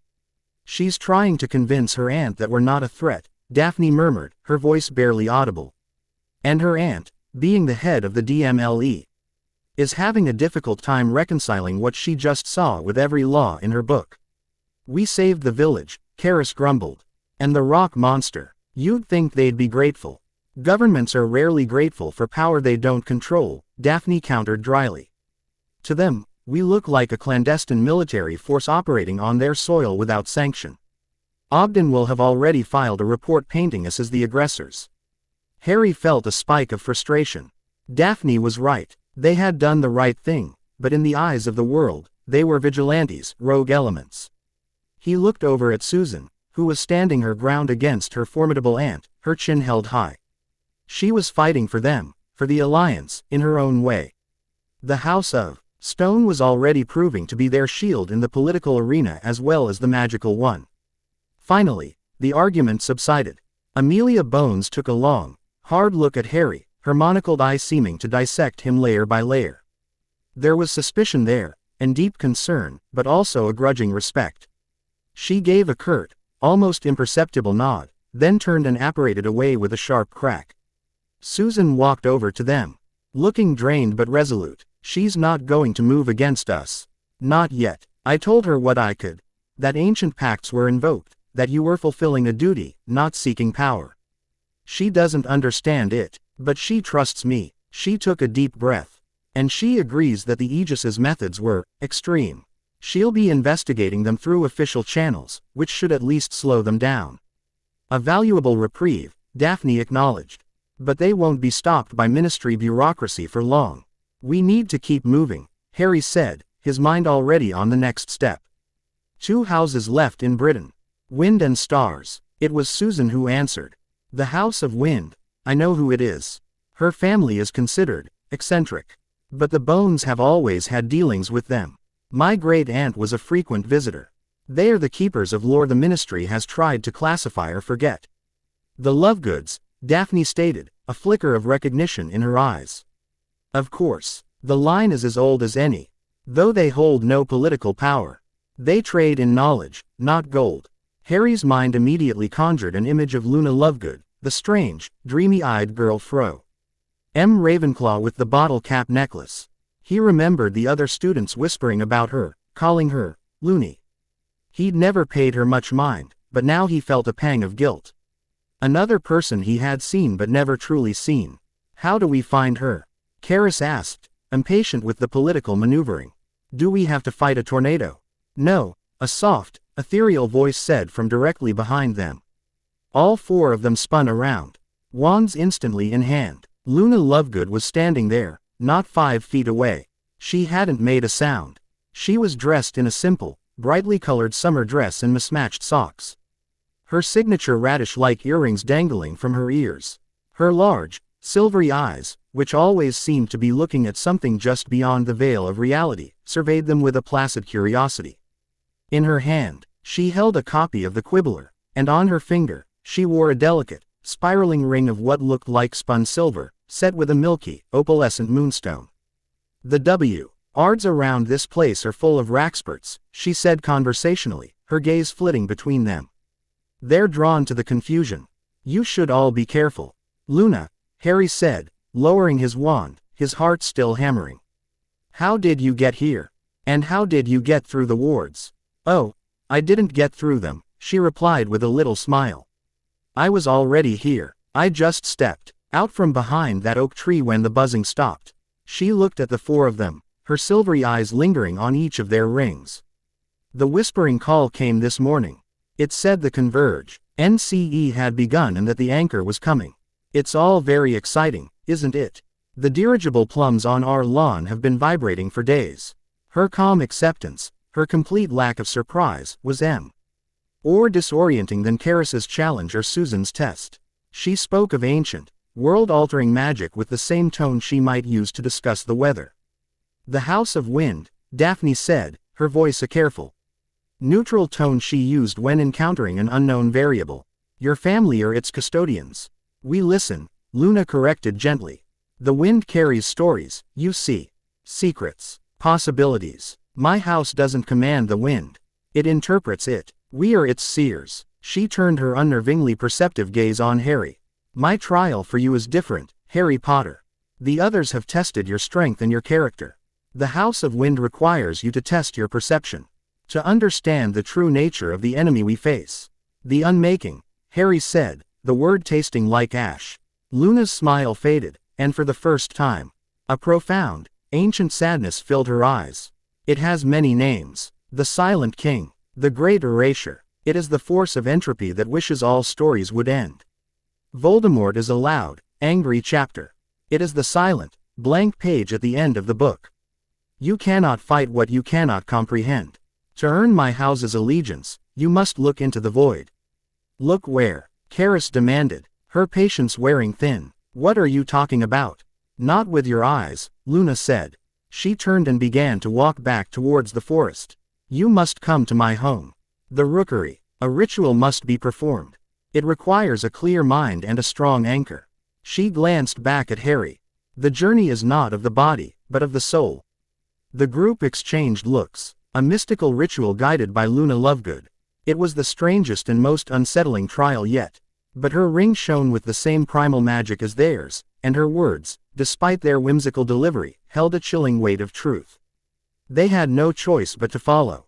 The journey to the Rookery was surreal. Luna led them to a portkey, an old, dented watering can, that transported them to a windswept hill overlooking a familiar village. Ottery Street, Catchpole, not far from the Weasleys' chaotic, comforting home, a bizarre tower jutted into the sky. It looked like a giant, black chess rook, and it was Luna's house. Inside, it was just as strange and wonderful as Harry might have imagined. Every surface was covered in books, scrolls, strange artifacts, and beautifully detailed, hand-painted murals of creatures Harry had never seen before. The air smelled of old parchment, drying herbs, and something else, a clean, ozone scent, like the air after a thunderstorm. Luna's father, Xenophilius, a man with the same dreamy eyes and a cloud of candy-floss white hair, greeted them with serene delight, offering them cups of Gertie root infusion and chattering excitedly about the cosmic significance of their arrival. He seemed to view the entire apocalyptic scenario as a fascinating intellectual puzzle. Luna led them to the top floor of the tower, a circular room with a domed, glass ceiling that offered a panoramic view of the sky. The floor was inscribed with a complex, swirling pattern of silver runes that all converged on a single, padded mat in the center. "This is the Orrery of Whispers," Luna explained. "It helps to focus the mind and listen to the unseen. Harry, you will lie here." She gestured to the mat. "The ritual will place you in a trance. You will travel the currents of what has been and what could be. I will be your guide." Harry looked at the mat, a knot of apprehension tightening in his gut. "What will I see?" "Everything you fear," Luna said simply. "And perhaps, a glimpse of the truth that lies beyond it." She then looked at Daphne, Karis, and Susan. "Your role is just as important. You are his tethers, his anchors to the physical world. While he is in the trance, he will be completely vulnerable. You must guard him. The power of the ritual will be a beacon. Anyone looking for him will see it." "The Aegis," Susan said, her face grim. "Among others," Luna agreed. "The wind whispers that the shadow of the bat is stirring, drawn to the great light." "Voldemort," Harry breathed. "We'll be ready for them," Karis said, cracking her knuckles, her eyes blazing. She was on much more comfortable ground now. A straightforward guard duty was a task she understood. Daphne's expression was hard and focused. "I will take the outer perimeter. My shadows will warn us of their approach long before they reach the hill. I will ward the house itself," Susan added, her jaw set. "The Aegis may have bypassed my shield once, but they will not find it so easy to breach the combined defenses of Hufflepuff and Bones." Harry looked at the three determined faces of the witches who were now his staunchest allies.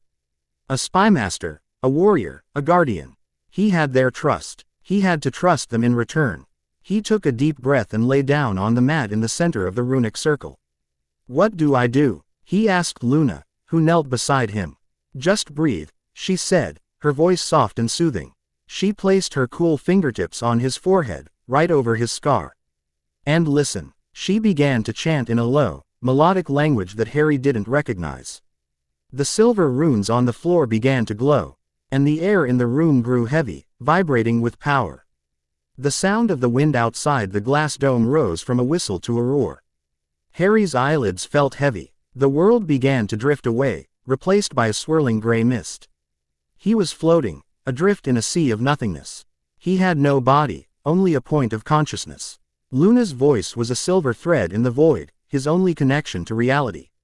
"The past is a river, Harry. It shapes the present. You must follow it to its source." The mist swirled and coalesced. He was standing in his nursery at Godric's Hollow again, but this time, he was not just an observer. He was in his own infant body, looking up from the crib. He saw his mother's face, her green eyes wide with terror and love. He saw the flash of green light, felt the searing pain in his forehead. The echo of a soul tearing apart. The trauma washed over him, raw and unfiltered. He wanted to scream, to run, but he was trapped, forced to relive the moment that had defined his life. "Do not fight it," Luna's voice whispered. "Acknowledge it. It is a part of your story. But it is not the whole story. Look deeper." He forced himself to see past the green light, past his mother's body. He saw the fragment of Voldemort's soul, a screaming, mangled thing, latching onto the only other living soul in the room. Onto him. He felt its corruption, its rage, its fear of death. It was a part of him. A cancer he had carried for 14 years. The scene dissolved. Now he was in the Chamber of Secrets, the basilisk fang in his arm, the cold poison spreading through his veins. He felt the agony of death. The acceptance of his fate, followed by the warm, cleansing tears of Fawkes. He felt the phantom pain of the fang piercing the diary, the scream of the 16-year-old Tom Riddle as his shade was destroyed. Two parts of the same broken soul, Luna's voice guided him. "You have faced him again and again. The graveyard. The flash of green light that killed Cedric. The cold, high voice of the resurrected Voldemort. The agony of the Cruciatus curse. The ghostly figures of his parents emerging from the twin cores. He was forced to experience it all, every moment of pain and terror. It was a storm of trauma, threatening to drown him. This is what he is, Harry, Luna's voice cut through the pain. He is rage. He is fear. He is a tantrum against mortality. But he is still just a man. He is a story, a loud and terrible one. He is not the end of the book. Now, look beyond him. Look at what frightens him. The gray mist shifted. The images of Voldemort faded, replaced by something else. Harry felt a cold dread that was 1,000 times worse than anything Voldemort could inspire. He was no longer reliving his own memories. He was seeing through the Horcrux inside him, glimpsing the primal fear that haunted Voldemort's fractured soul. He saw a throne, an empty throne in an empty city under a black sun. He saw a king, cloaked in silence, whose face was a void. He saw stars being extinguished, not in fire, but by being quietly erased from existence. He saw worlds, vibrant with magic and life, simply stopping. Not destroyed, but unmade. Their stories ending mid-sentence. This was Moros, the Silent King, the entity of pure entropy. It wasn't a monster to be fought. It was a concept, the absence of everything. It was the void that Voldemort, in his quest for immortality, feared more than anything else. He sought to become eternal, and Moros was the embodiment of the truth that nothing is. The vision was too much. The sheer, absolute wrongness of it was an assault on his very being. The point of consciousness that was Harry began to fray, to unravel at the edges, drawn into the silent, welcoming nothingness. Harry, anchor yourself. Find your tethers. Luna's voice was urgent now, laced with alarm. You are drifting. They are waiting for you. Find them. He desperately cast about in the void, searching for something, anything, to hold onto. And then he felt them. 4 faint points of light in the overwhelming darkness. He focused on the first, a cool, steady pinprick of deep indigo. Shadow. He felt Daphne's presence, her sharp, analytical mind, her unshakable composure. Her fierce will to survive and impose order on chaos. It was a point of stability in the swirling madness. He reached for the next light, a blazing, furious point of orange-red flame. He felt Karis's passion, her indomitable spirit, her raw, untamed power. It was a bonfire in the cold, a declaration that she existed and would not be extinguished.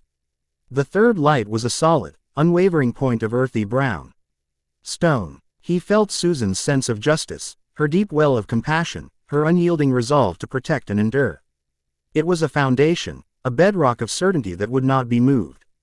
And the fourth, a swirling, opalescent point of silver-white light.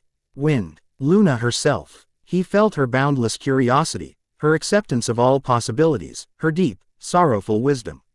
She was the thread guiding him through the labyrinth. He clung to these 4 lights, these 4 souls bound to his.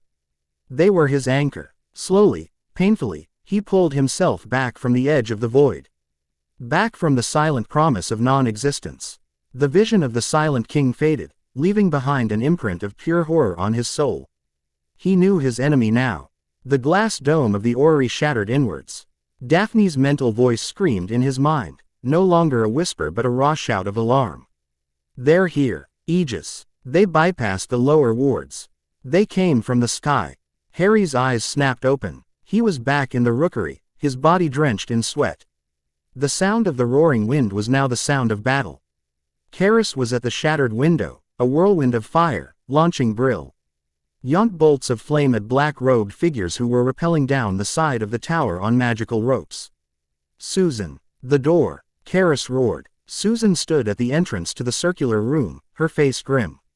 The wooden door had been blasted off its hinges, and she was holding back 3 Aegis operatives with a shimmering, multifaceted wall of solid force. Cracks were already appearing in it. The attack had been swift, precise, and overwhelming. While Harry was vulnerable, Ogden had struck. This was not a test. This was an assassination attempt. From the Aegis soldiers' perspective, the mission was simple. They had descended from a high altitude, magically silenced transport, bypassing the ground-level wards entirely. Their target was the source of the immense magical beacon, the top floor of the tower. They were soldiers, highly trained and equipped with anti-magic technology and combat tactics honed against the darkest of wizards. They were prepared for curses, for shields, for elemental attacks. They were not prepared for the sheer synergistic chaos of the united houses. Daphne was a ghost on the battlefield. She wasn't fighting them head-on. She was flowing between their ranks, a flicker of shadow at the edge of their vision. An operative would raise his wand, and suddenly his footing would turn to treacherous, grasping mud. Another would begin an incantation, only to find himself silenced. His voice stolen from his throat. She was a saboteur, a phantom, turning their coordinated attack into a confused mess. Karis was the opposite. She was a raging inferno, the frontline. She met their precise, tactical spells with overwhelming, joyous violence. She didn't just block their attacks, she melted them midair. Her fire was not just a weapon, it was a shield, a barrier, a statement of utter dominance. She fought with a warrior's glee, laughing as she turned a containment field into a plume of superheated steam. Susan was the immovable object. Her defenses were not flashy, but they were perfect. She analyzed their attack patterns, her shield changing its magical frequency to counter their spells. Where Karis met force with greater force, Susan met it with perfect, unyielding structure. She was the reason they hadn't been overrun in the first 10 seconds. Harry scrambled to his feet, his mind still reeling from the vision of Moros, but his body thrumming with adrenaline. He saw Luna, kneeling beside the shattered glass dome, her eyes closed, not fighting, but listening. Their coordination is their strength, Luna said, her voice calm amidst the chaos. They fight as one mind. But one mind has a single point of failure. She opened her eyes and looked directly at Harry. The one in the air. The commander. Harry looked out the broken window. Hovering 100 feet away, standing on a floating disk of black energy, was Lord Justiciar Ogden. He wasn't fighting. He was observing, his hawk-like features a mask of concentration. He was directing his troops with his mind. A living command and control center. That was the key. Daphne, Karis, Susan. I need an opening. Just 3 seconds. Harry yelled, his voice cutting through the din. The 3 girls responded instantly, without question. Their fighting styles shifted. Daphne's shadows coalesced, plunging the area around the tower into an unnatural, disorienting darkness. Susan's shield exploded outwards in a concussive blast of force, throwing the operatives at the door back down the stairs. And Karis gathered all of her fire, all of her rage, and unleashed it in a single, colossal pill. AR of white-hot flame that shot straight up into the sky, forcing Ogden to veer away to avoid being incinerated. It was the opening Harry needed. He ran to the shattered window, looked at the distant figure of Ogden, and pushed. Not with a spell, not with his magic, but with his mind. In the vision, he had touched the minds of his allies. Now, he reached for the mind of his enemy. He didn't try to control Ogden or attack him. He just shared. He pushed the vision of Moros, the silent, empty throne, the dying stars, the cold, absolute nothingness, directly into Ogden's consciousness. For 1 second, Ogden's perfect military composure shattered. His eyes went wide with a horror that had nothing to do with the battle around him. He saw it. He saw the true enemy. He saw the utter futility of his crusade against Harry in the face of the great erasure. He saw that he was a soldier fighting a border skirmish while the entire world was about to be wiped off the map. His concentration broke. The mental commands to his troops faltered. The floating disc beneath his feet wavered. And in that moment of hesitation, the battle was over. Karis's fire, Daphne's shadows, and Susan's force slammed into the disorganized Aegis operatives. Wands flew. Men fell, stunned and disarmed. It was a complete and total rout. Ogden stared at Harry from across the sky, his face pale, a new and terrible understanding dawning in his eyes. He gave a single, sharp command to his remaining conscious troops, a mental order to retreat. They vanished, taking their fallen comrades with them. Ogden held Harry's gaze for a long moment, a silent, complex exchange passing between them. Then, he too vanished with a crack of apparition. The silence that fell over the hilltop was broken only by the whistling of the wind through the shattered glass dome. The attack was over. They had won. They had been forged, in the heart of the Aegis's assault, into a truly cohesive team. Harry stood, breathing heavily, the horrified vision of Moros still burning behind his eyes. He knew his enemy. He knew the true stakes. And he knew that he could not fight it alone. Luna walked over to him, her expression serene once more, though her eyes held a deep sadness. She held out her hand, her moonstone ring glowing softly. "The House of Wind has seen your perception, Lord Potter," she said. "Our sight is yours to command." Harry looked from her face to the determined, exhausted faces of Daphne, Karis, and Susan. They were bruised, drained, but they were standing. United. He had his seer. He knew his true foe. And the war for existence had just begun. Chapter 5. The Daughter of the Deeps. The rookery was a wreck. The top floor was open to the sky, the air filled with the scent of ozone and shattered glass. Below, several rooms had been breached. Walls scorched and furniture splintered. Xenophilius Lovegood, however, was utterly unbothered. He drifted through the debris, examining a blasted-apart bookshelf with the dead curiosity of a naturalist discovering a new species of fungus. Fascinating, he mused, poking a piece of smoldering wood with his toe. The energy dispersal patterns of Aegis-grade ordnance are quite unlike standard ministry spell work. Much cleaner, less emotional residue. Harry, meanwhile, was helping Susan levitate a heavy oak table back into an upright position. His muscles ached, and his mind was a maelstrom of adrenaline and the lingering horror of his vision. The Silent King, Moros. The name echoed in his thoughts, a silent, chilling mantra. He now understood that Voldemort was a distraction. A rabid dog in a world about to be hit by an asteroid. "We can't stay here," Daphne said, her voice sharp and pragmatic. She was methodically patching a hole in the wall with a complex series of weaving charms. Her movements precise and economical. "Ogden knows this location. He knows our combined strength. His next attack will not be a simple frontal assault. He will be more subtle, more lethal." "She's right," Karis agreed. She was leaning against a doorframe, wiping soot from her face with the back of her hand, her fiery eyes scanning the horizon as if daring the Aegis to return. "We hit them hard, but they'll be back, and they won't make the same mistake twice. They had won, but the victory felt temporary. They had survived, but they were exposed. They had 4 of the 7 houses united, but they were still a fractured power, a handful of teenagers against a clandestine military force and a looming cosmic threat."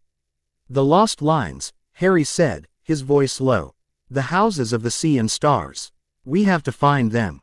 The circle has to be completed." It was Luna who answered. She was sitting cross-legged on the floor, carefully reassembling a mobile of what looked like corks and feathers. Her moonstone ring glowed softly. "The wind has been singing a new song since you woke, Harry," she said, her dreamy voice cutting through the tension. "A song of salt and tides, of a power deep and old. It sings in a different language. Not English. French," Daphne stated, her spell work pausing for a moment. "The Greengrass archives mention a schism, centuries ago. A.B.R. Anch of an ancient magical lineage that rejected the insularity of the British ministry and relocated to the continent. They were rumored to be masters of water and transformative magic." She looked at Luna. "The House of the Sea." Luna smiled faintly. "It calls from the coast of Brittany. From a place of high cliffs and swirling mists. It feels contained, muffled, like a voice shouting from behind a thick stone wall." "Contained how?" Susan asked, frowning. "Magically. And physically," Luna added, her silvery eyes becoming distant. "I see a girl with hair like spun seaweed, her power lashing against wards of loyalty and fear. She is a prisoner in her own home." A cold knot of dread formed in Harry's stomach. A prisoner, just as he had been. "Why?" he asked. "Who's holding her?" Daphne's face was grim. If her family is as old and proud as the text suggests, they would be aware of the Convergence Protocol. And they would be terrified of it. Handing their daughter, their heir, over to an unknown British wizard. Aligning themselves with a power that could draw the attention of every dark force in Europe. A reclusive, traditionalist family might see it as a threat to their very existence. "So they're hiding her," Karis growled. "Cowards. Or they're making a deal," Daphne countered, her eyes sharp and focused on Harry. "Ogden is intelligent. He failed to break us with force. Now he will try subterfuge. He knows about the other houses. What if he got to her family first? What if he offered them protection from you in exchange for their cooperation? In exchange for her?" The implication was horrifying. Ogden wouldn't just try to kill the next representative. He'd try to turn her, to capture her, to remove a piece from the board before Harry could even get to it. The muffled feeling Luna described, it wasn't just the family's wards. It was the Aegis, tightening its net. Luna, Harry said urgently. Where is she? Luna closed her eyes, her head tilting as if listening to a distant melody. Château de la Mer Brisée. The castle of the broken sea. On the cliffs near Pluminac. She opened her eyes, a flicker of concern in their depths. The tide is high, and the wards are at their strongest. And another presence is there. A cold, iron will.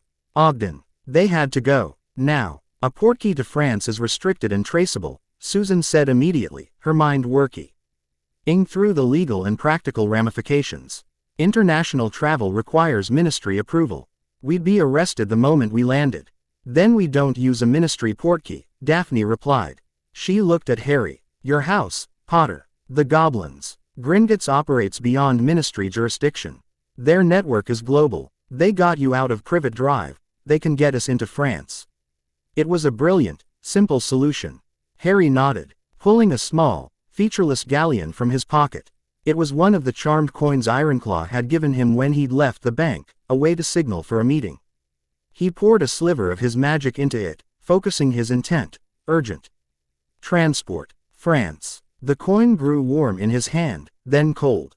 A moment later, a small, wizened goblin with a long, hooked nose apparated into the room with a soft pop, startling Xenophilius, who clapped his hands in delight. A summons from the Lord of House Potter. The goblin, whose name tag read, Grip Hook, said in a reedy voice, bowing low. How may Gringotts be of service? We need immediate, untraceable transport to the coast of Brittany, France, Harry said, his voice firm and commanding. Outside the wards of a place called Château de la Mer Brisée. Quote, the goblin's eyes, black as polished jet, flickered with avarice and respect. Such services are premium, Lord Potter. And my vaults are substantial, Harry countered coolly. Channeling Daphne's negotiating style. Put it on my account. And add a hazard bonus. We're expecting company. The goblin's thin lips stretched into a grin. Very good, my lord.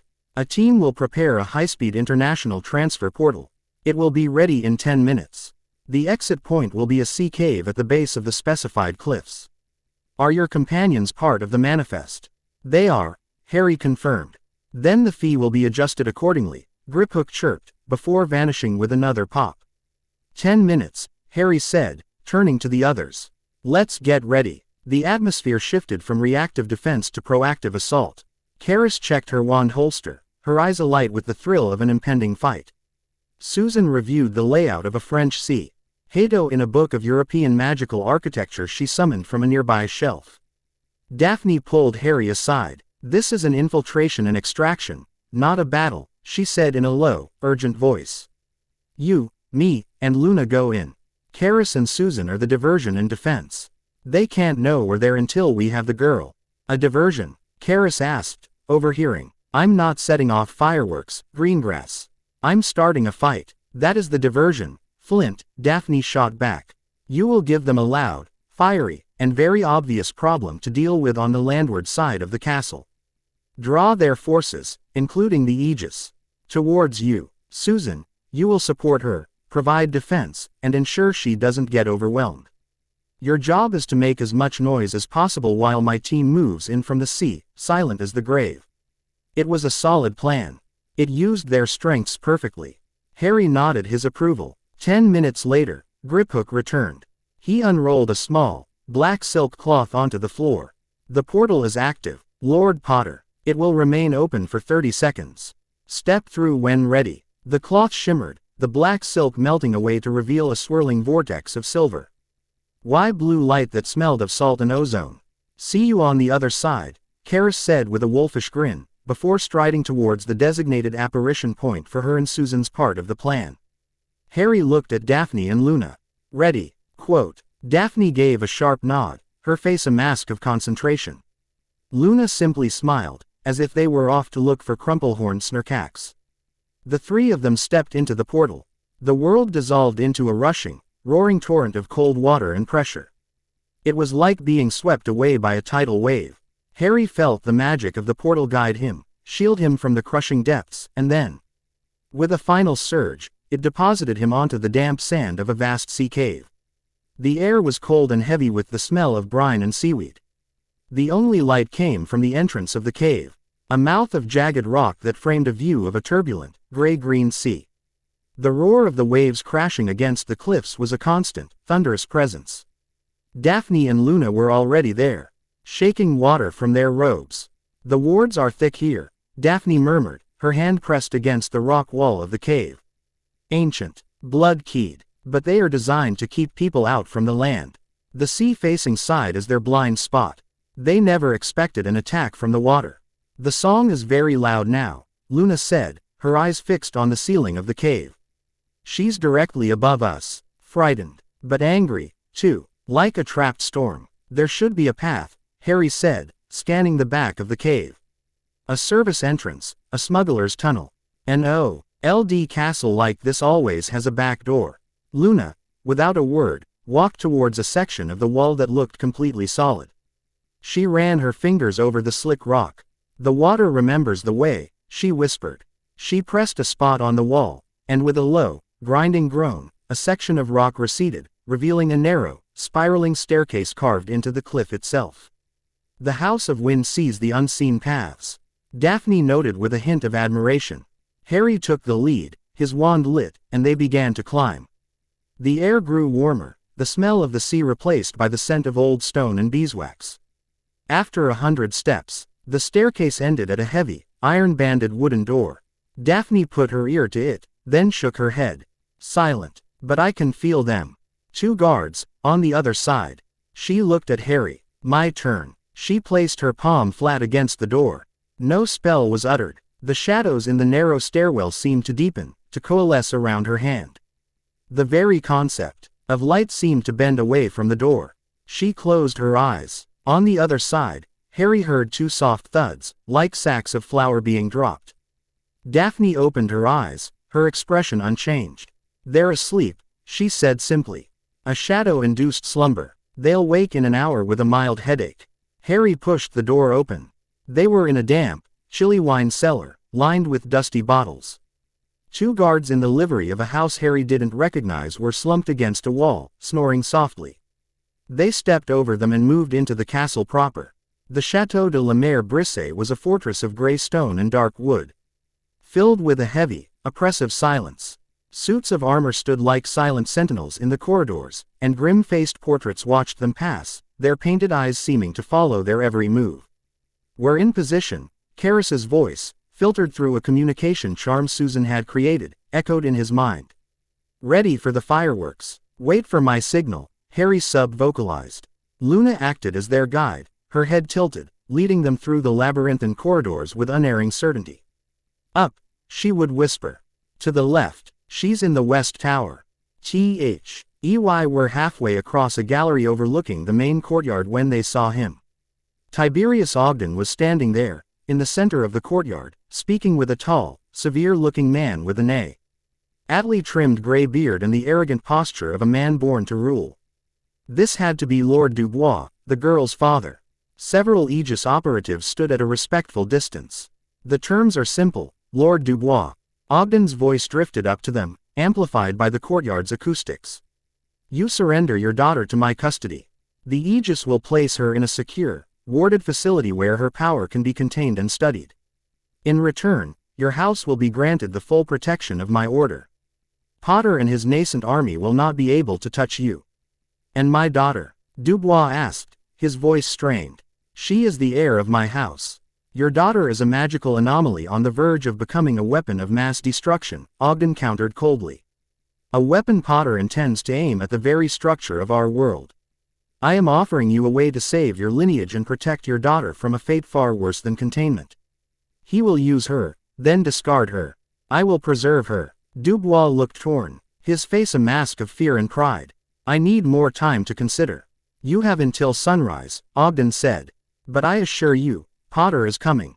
And when he does, you will be forced to choose a side. Make sure it is the winning one." Harry felt a surge of cold fury. Ogden was twisting the truth, preying on a father's fear to turn him against his own child. He had to act now. "Karis," he whispered into the charm. "Light them up." The response was instantaneous. A massive explosion of pure, concussive force slammed into the main gate of the chateau, shattering the ancient wood and stone. It was followed by a roar of defiance from Karis and a volley of brilliant fireballs that arced over the castle walls, impacting in the courtyard with devastating effect. Panic erupted. Alarms began to blare. Dubois' personal guards scrambled to meet the threat. Ogden and his Aegis team reacted with disciplined speed. "It's Potter," Ogden commanded. "He came from the front. Full engagement. I want him contained." The Aegis operatives and Dubois' guards all surged towards the source of the attack, towards the diversion. Ogden himself, after a moment's hesitation, followed them, leaving the West Tower, and his prize. Momentarily unguarded. "That's our cue," Harry said. They ran. They reached the top of the West Tower and found a single, heavy oak door, barred from the outside with a thick iron beam. This was a prison cell. Harry and Daphne shared a look. Brute force was the only way. Harry pointed his wand at the iron bar. Bombarda Maxima. The spell struck the bar, and it bent with a groan, but didn't break. It was warded. "Let me," Daphne said. She didn't cast a spell. She placed her hands on the iron, and the shadows around it seemed to corrode the metal, eating it away like acid. In seconds, the great bar crumbled into black dust. Harry kicked the door open. The room inside was Spartan, but not uncomfortable. A bed, a desk, a window overlooking the raging sea.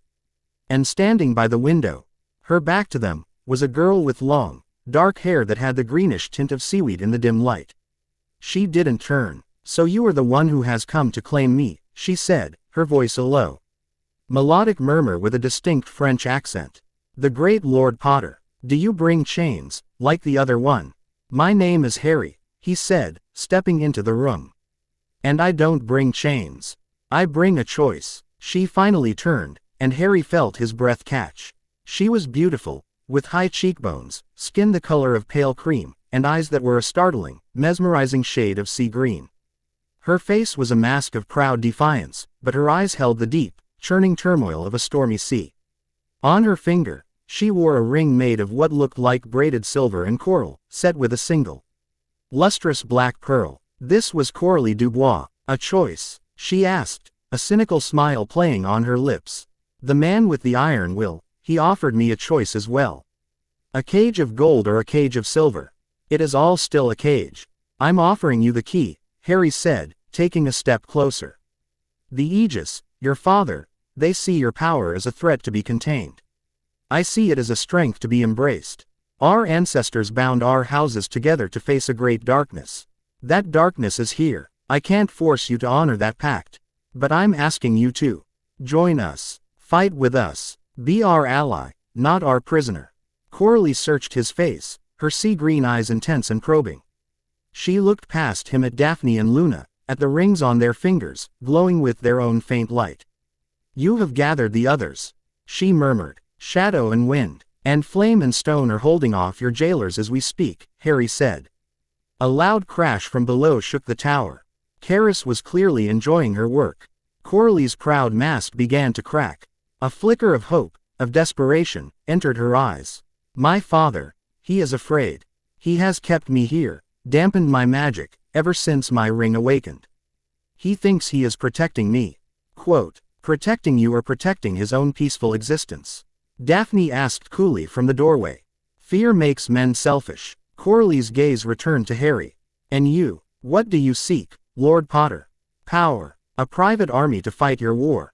"I seek allies," Harry replied, his voice ringing with sincerity.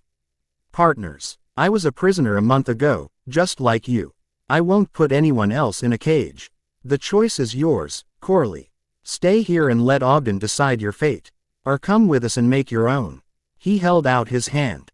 For a long moment, she stood frozen. He could see the war raging within her. A lifetime of duty and obedience against the surging, instinctual call of her own power and the promise of freedom. Suddenly, the roaring of the sea outside intensified. The very stone of the tower began to vibrate. The water in a glass on her desk rose up and swirled in the air. Coralie's eyes began to glow with a soft, aquamarine light. She had made her decision.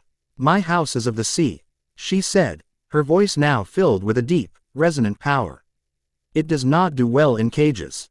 She took his hand. The moment their skin touched, her ring flared with a brilliant blue-green light. And Harry's own ring answered with a pulse of gold.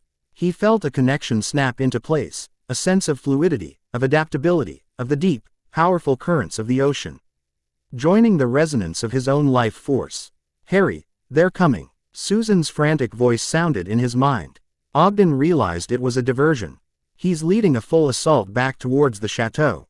"Time to go," Harry said. "There is no way out," Coralie said, her newfound hope wavering. "They have the only exit blocked." "We make our own," Harry replied, a reckless grin on his face. He lew Ked at the window overlooking the cliff and the churning sea hundreds of feet below. Coralie's eyes widened as she understood. A slow smile, the first genuine one Harry had seen from her, spread across her face. It transformed her. "An exit with style," she approved. They ran to the window. Harry blasted it apart with a powerful reductor curse. The wind and sea spray roared into the room. "Luna, Daphne, go," Harry ordered. Daphne didn't hesitate. She grabbed Luna and, with a muttered spell, leapt from the window. A great cloak of shadow enveloped them, slowing their descent like a parachute. "Your turn," Harry said to Coralie. She looked down at the raging water, then back at him, her eyes shining. "Together," she said. She grabbed his hand, and together, they jumped. For a terrifying second, they were plummeting, the wind screaming past them. Then Coralie raised her free hand. The sea below them rose up to meet them. A massive, perfectly formed wave, its crest foaming, surged upwards, catching them in a gentle, liquid embrace and lowering them safely to the surface of the water, where they floated as if on solid ground. Above them, on the cliffs, the battle was raging. Karis was a whirlwind of fire, holding off a dozen of Dubois' guards, while Susan's shields deflected the deadly gray spells of the Aegis operatives. Ogden stood on the battlements, his face a mask of cold fur. Why, as he saw Harry and Coralie floating on the water below, he had been outmaneuvered, outplayed. He raised his wand. "You will not escape me, Potter," he roared, his voice thundering over the storm. "He is persistent," Coralie noted, her calm demeanor a stark contrast to the chaos. She raised her hand again. "Let us give him something else to worry about." She closed her eyes, and the sea began to churn. The tide itself seemed to answer her call. A colossal wave, a true tidal wave 30 feet high, formed behind them. With a sweep of her arm, she sent it crashing into the base of the cliffs. The impact was titanic. The rock face shuddered, and a huge section of the lower battlements, where several Aegis operatives were standing, crumbled into the sea. The wave was the perfect cover. In the ensuing chaos, Karis and Susan disengaged from the fight, apparating to the water's surface beside them, protected by a bubble of air from Susan. Daphne and Luna landed softly a moment later.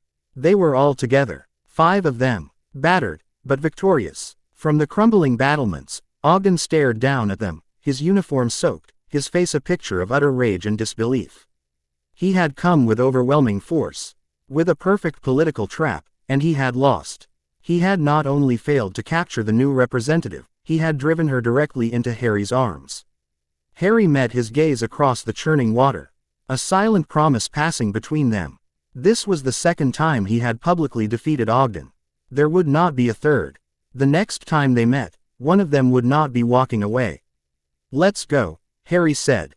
Gringotts. Emergency extraction. The water around them began to swirl, forming the familiar vortex of a goblin portal. They had their Daughter of the Deeps, another piece of the puzzle. The alliance was stronger than ever. But they had also turned a powerful, determined enemy into a personally invested nemesis. And as they were pulled into the portal, Harry knew that the stakes of their war had just risen exponentially. Chapter 6. The Weaver of Constellations.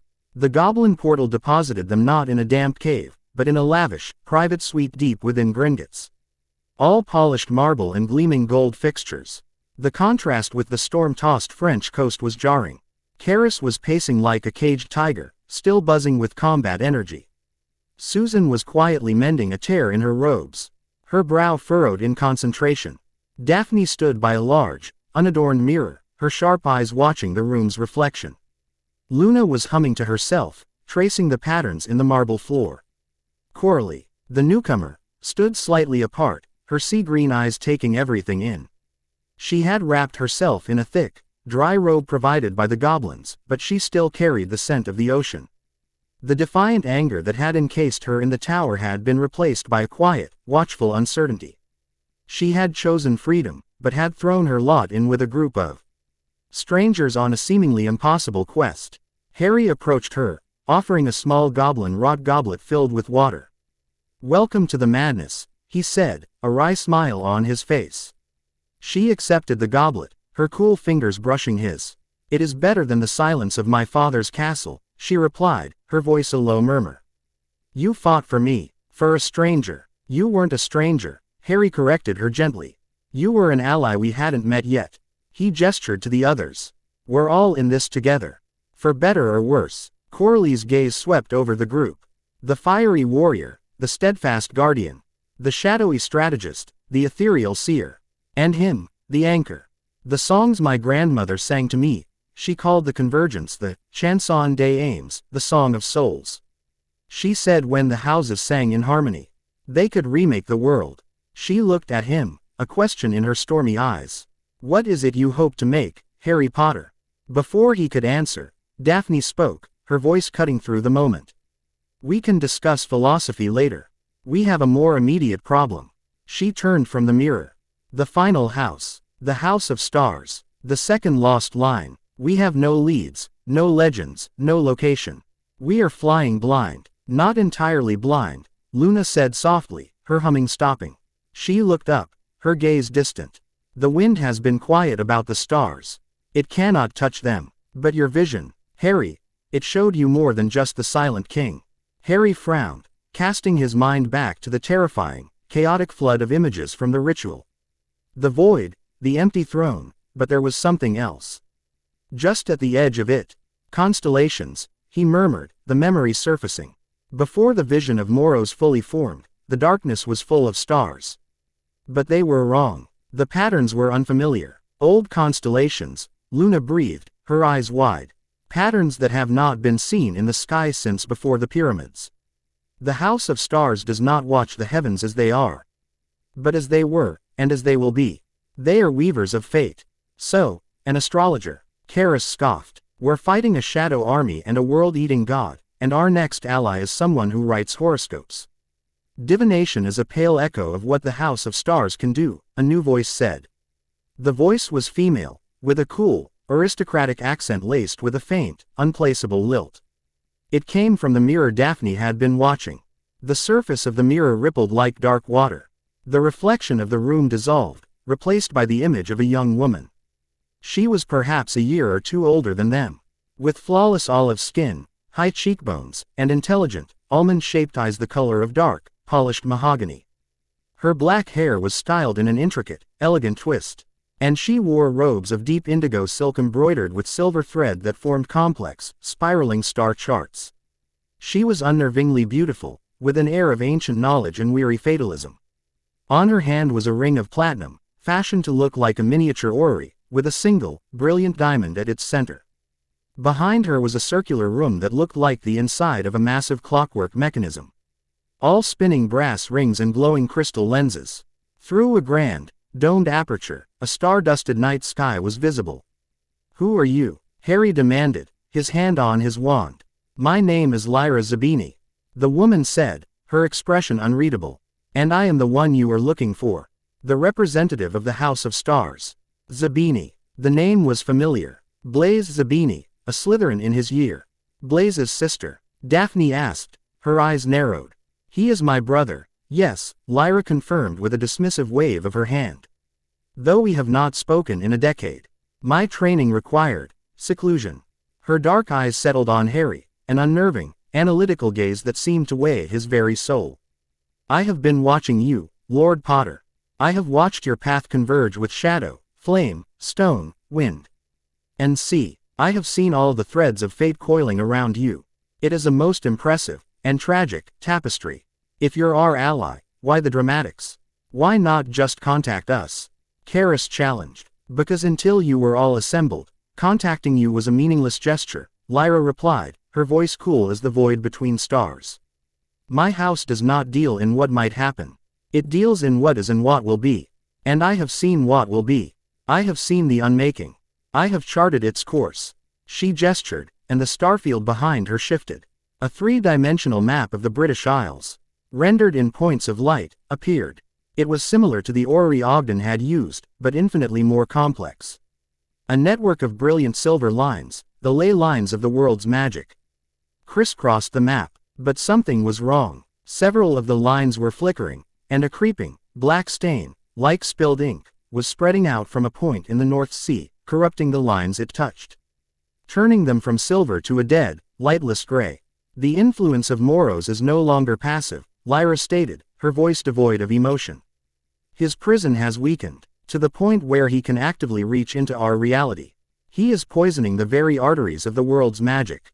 The incidents with the elemental, the strange behavior of magical creatures, the coldness in your scar, Potter, they are all symptoms of the decay.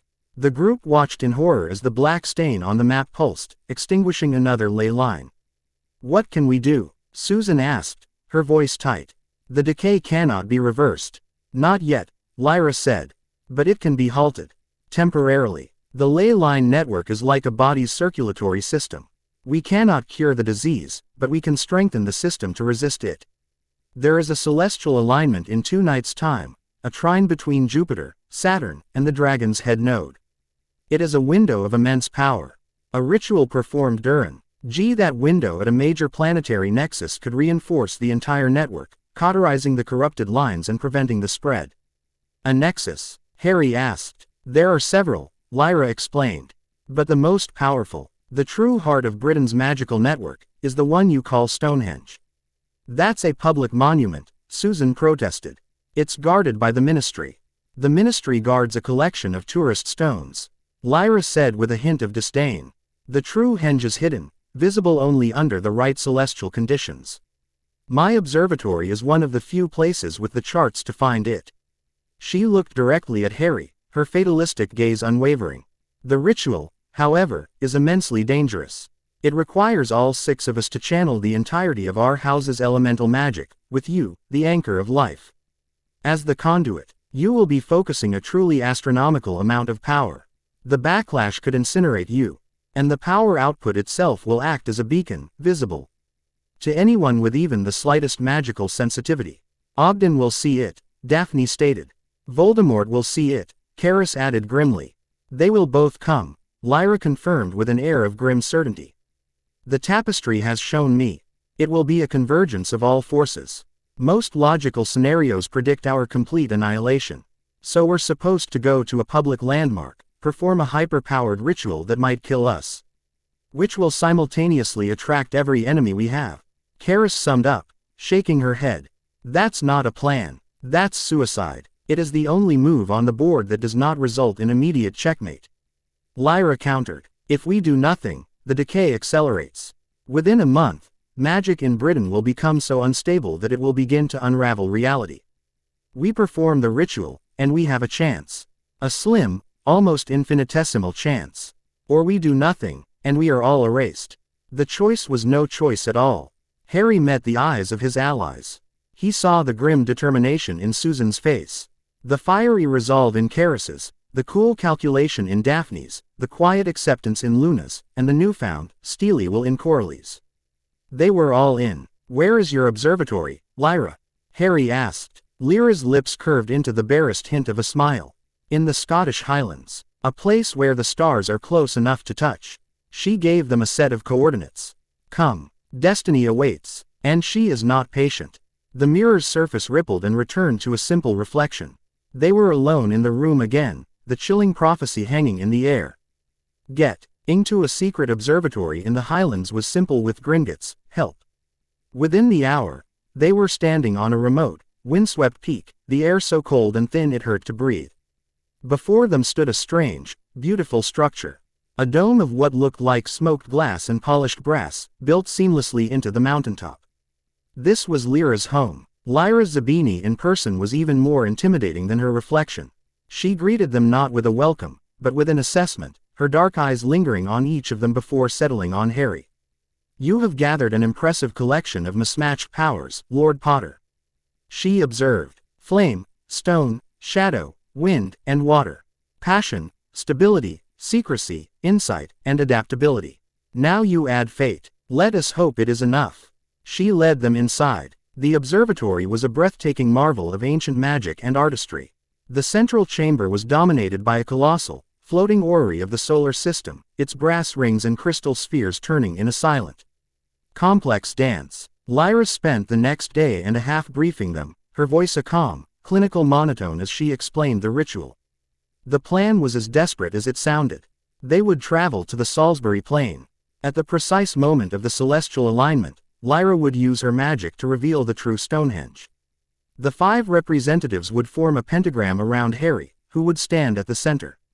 They would channel their elemental energies into him, and he would have to shape that raw, chaotic power into a single, cohesive wave of stabilizing magic and unleash it into the ley line network. Think of it as 5 different colored paints, Lyra explained, pointing to a diagram. If you just throw them together, you get a muddy brown mess. You, Potter, must be the artist. You must take the raw colors of flame, stone, wind, sea, and shadow and weave them into a coherent image, a spell of pure, balanced reinforcement. If your will falters for even a second, she did not need to finish the sentence. The night of the alignment was cold and clear. They apparated to the outskirts of the Salisbury Plain, the familiar stones visible in the distance under the light of the moon. The tourists and the ministry guards are asleep, under a mild soporific charm I placed on the wards earlier, Lyra said. They will not trouble us. She raised her hands, the diamond on her ring gleaming. The stars above seemed to brighten, to shift. She began to chant in the same ancient, melodic language as Luna had. A profound, magical thrum filled the air. The circle of stones that everyone knew as Stonehenge began to fade, becoming translucent, ghostly. And in their place, rising from the earth like a mirage, was the true henge. It was 10 times the size of the public monument, a magnificent, awe-inspiring structure of glowing, crystalline blue stones arranged in a complex, multi-layered spiral. The air inside the circle hummed with an almost unbearable concentration of raw magic. It's beautiful, Susan whispered in awe. It is a machine, Lyra corrected her. An amplifier. Take your positions. The alignment is in 4 minutes. They moved without a word. Karis, Daphne, Susan, Coralie, and Lyra formed a wide pentagram in the center of the great circle. Harry walked to the absolute center, the ground beneath his feet glowing with power. He took a deep breath, trying to calm the frantic beating of his heart. He looked at each of them. Karis gave him a fierce, confident nod. Susan, a small, encouraging smile. Daphne's expression was an unreadable mask, but her eyes conveyed a single, clear message. Do not fail. Coralie's sea-green eyes were filled with a calm, fluid strength. Lyra simply watched him, her face a portrait of fatalistic acceptance. The alignment is now, Lyra announced. Begin. The 5 witches raised their wands. 5 distinct streams of power shot from them, not at Harry, but at the ground before him. A torrent of orange fire from Karis. A solid beam of gray, granite-like energy from Susan. A twisting rope of pure darkness from Daphne. A swirling vortex of wind and mist from Luna, who had joined them for the ritual. And a powerful jet of turquoise, seawater-like energy from Coralie. The 5 streams of elemental magic pooled at Harry's feet, a chaotic, swirling vortex of unimaginable power. He felt it reach for him, hungry, wanting to be directed. He raised his own wand, took a deep, steadying breath, and plunged it into the vortex. Pain. It was like being struck by 5 lightning bolts at once. The raw, untamed energies of flame, stone, shadow, wind, and sea surged into him. The Potter ring on his finger blazed with golden light, the House of Life's magic desperately trying to keep his body from being torn apart by the sheer force of it all. He felt Karis's fire, a burning, passionate rage that wanted to consume everything. He felt Susan's stone, a heavy, stubborn inertia that wanted to sink into the earth and never move. He felt Daphne's shadow, a cold, secretive energy that wanted to dissipate into nothingness. He felt Luna's wind, a chaotic, ever-changing force that pulled in 1,000 directions at once. And he felt Coralie's sea, a crushing, immense pressure that wanted to flood the world. It was too much. The powers were fighting each other, tearing him apart from the inside. His vision blurred. His ears rang. The conflicting energies threatened to explode out of him in a wave of catastrophic destruction. Then, through the pain, he remembered Lyra's words. You must be the artist. He wasn't meant to conquer these forces. He was meant to guide them. To harmonize them. He stopped fighting. He let the energies flow. He used the core of his own magic, the magic of life, not as a container, but as a loom. He took the fiery passion of Karis and wove it into the steady endurance of Susan. He took the adaptability of Corley's sea and used it to bind the chaotic winds of Luna. He took the subtlety of Daphne's shadow and used it to fill the gaps, to smooth the edges. Slowly, painstakingly, the chaotic vortex began to change. The warring colors began to spiral together, not into a muddy brown, but into a single, brilliant helix of pure, white gold light that pulsed with a life of its own. He had done it. He had created harmony from chaos. Now, he had to unleash it. He raised his head, sweat pouring down his face, his muscles screaming in protest. With a final, desperate roar, he thrust his wand towards the sky. The beam of white gold light erupted from him, a pillar of Cretio. And that slammed into the capstone of the true henge. The entire structure lit up, the crystalline stones blazing with power. The energy didn't stop there. It shot down into the earth, into the heart of the ley line network.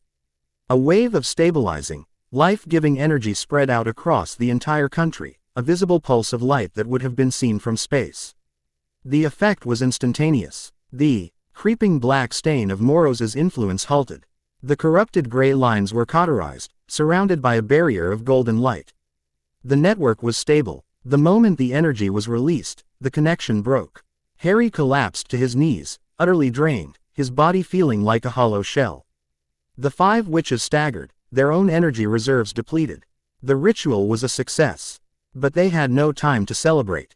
As Lyra had predicted, the massive magical flare had been a beacon. From the north, a series of sharp cracks echoed across the plain. A dozen figures in black robes and silver masks appeared at the edge of the henge. Death Eaters. And from the south, another series of cracks. 20 figures in the severe black robes of the Aegis. And leading them both, stepping out from their respective ranks, were the 2 great antagonists of Harry's life. Lord Voldemort, his red, serpentine eyes glowing with avaricious glee as he stared at the immense font of power. And Lord Justiciar Tiberius Ogden, his hawk-like face a mask of cold, righteous fury. They were caught, trapped between a genocidal Dark Lord and a fanatical secret army, all while exhausted from the most magically draining feat of their lives. For a moment, the 2 groups simply stared at each other across the glowing stone circle, with Harry and his allies caught in the middle. The Death Eaters and the Aegis were as much enemies to each other as they were to Harry. Voldemort was the first to act. With a high, cold laugh, he pointed his wand not at Harry, but at Ogden. So the Ministry's secret police finally show their faces. No matter. All will serve the new lord of this world. He unleashed a sickly green curse at the Aegis leader. Ogden countered it with a flick of his wrist, a shield of silver light absorbing the curse. Your reign of terror is a footnote, Tom, Ogden's voice boomed, cold and contemptuous. You are an irrelevance compared to the true threat. He motioned to his troops, who raised their wands. Not just at the Death Eaters, but at Harry's group as well. A massive, chaotic, 3-way battle erupted in the heart of Stonehenge. Curses of green, red, and purple flew from the Death Eaters. Precise, deadly beams of gray and silver shot from the Aegis. And in the middle, Harry and his 5 allies, running on fumes, fought for their lives. Karis, even exhausted, was a terror, her ire whips lashing out at Death Eater and Aegis alike. Susan and Corley worked in tandem, creating walls of stone and water, a perfect defense. Daphne and Luna were a whirlwind of disruption, hexing opponents, creating illusions, turning the battlefield into a chaotic mess that favored their small group. Harry found himself face to face with Bellatrix Lestrange, her eyes wild, her mad cackle echoing in the henge. He dueled her, his movements sluggish, his spells lacking their full power. He was being driven back. Then Ogden saw his chance. While Voldemort was occupied with 2 of his best operatives, Ogden broke through the line and charged directly at the weakened Harry. This was it, the moment to end the singularity. But as he raised his wand to cast a powerful containment spell, 2 Death Eaters, the Caro twins, intercepted him, forcing him onto the defensive. In that moment, fighting back to back against a common foe, Ogden was forced into a temporary, unspoken alliance with Harry's group. He saw Karis's fire shield him from a killing curse. He saw Susan's stone wall protect one of his own men. He saw power being used not for conquest, but for survival. For protection. The first, tiny seed of doubt began to sprout in his zealot's heart. Was Potter truly the enemy he thought he was? The battle was a swirling vortex of chaos. Harry, seeing an opening, cast a powerful reduct. At the ground beneath Voldemort's feet. The Dark Lord stumbled, momentarily off balance. It was all Harry needed. Now, he yelled to his team. They focused their remaining energy. A combined blast of fire, water, stone, wind, and shadow erupted from their wands, not aimed to kill, but to throw the entire battlefield into disarray. The blast waves sent Death Eaters and Aegis operatives flying. Voldemort, snarling in rage, recovered and raised his wand for a final, decisive curse at Harry. But the delay had been too long. His Death Eaters were scattered, and the Aegis were regrouping. With a final look of pure hatred, he disapparated, his remaining followers quickly doing the same. Ogden stood, breathing heavily, his forces battered. He looked at Voldemort's retreating forces, then at Harry and his allies, who stood defiantly in the center of the henge, exhausted but unbroken. He had seen the power of the United Houses. He had been forced to fight alongside them. His black and white world was beginning to fracture. With a curt, frustrated gesture, he ordered his own forces to retreat. They were alone again, in the silent, glowing heart of the true Stonehenge, the air thick with the smell of spent magic. They had survived. They had stabilized the world's magic. And Lyra, who had been observing the battle with her unnerving, fatalistic calm, finally gave a small, almost imperceptible nod of approval. The tapestry of fate has been rewoven, she said, a hint of surprise in her voice. I foresaw our destruction. I did not foresee your ability to inspire chaos and turn your enemies against each other. You survived a battle you should have lost. She walked towards Harry, the diamond on her ring catching the light of the glowing stones. You do not just follow the path of destiny, Lord Potter. You actively fight it. You force it to change. She inclined her head. Perhaps there is hope after all. The House of Stars will follow you.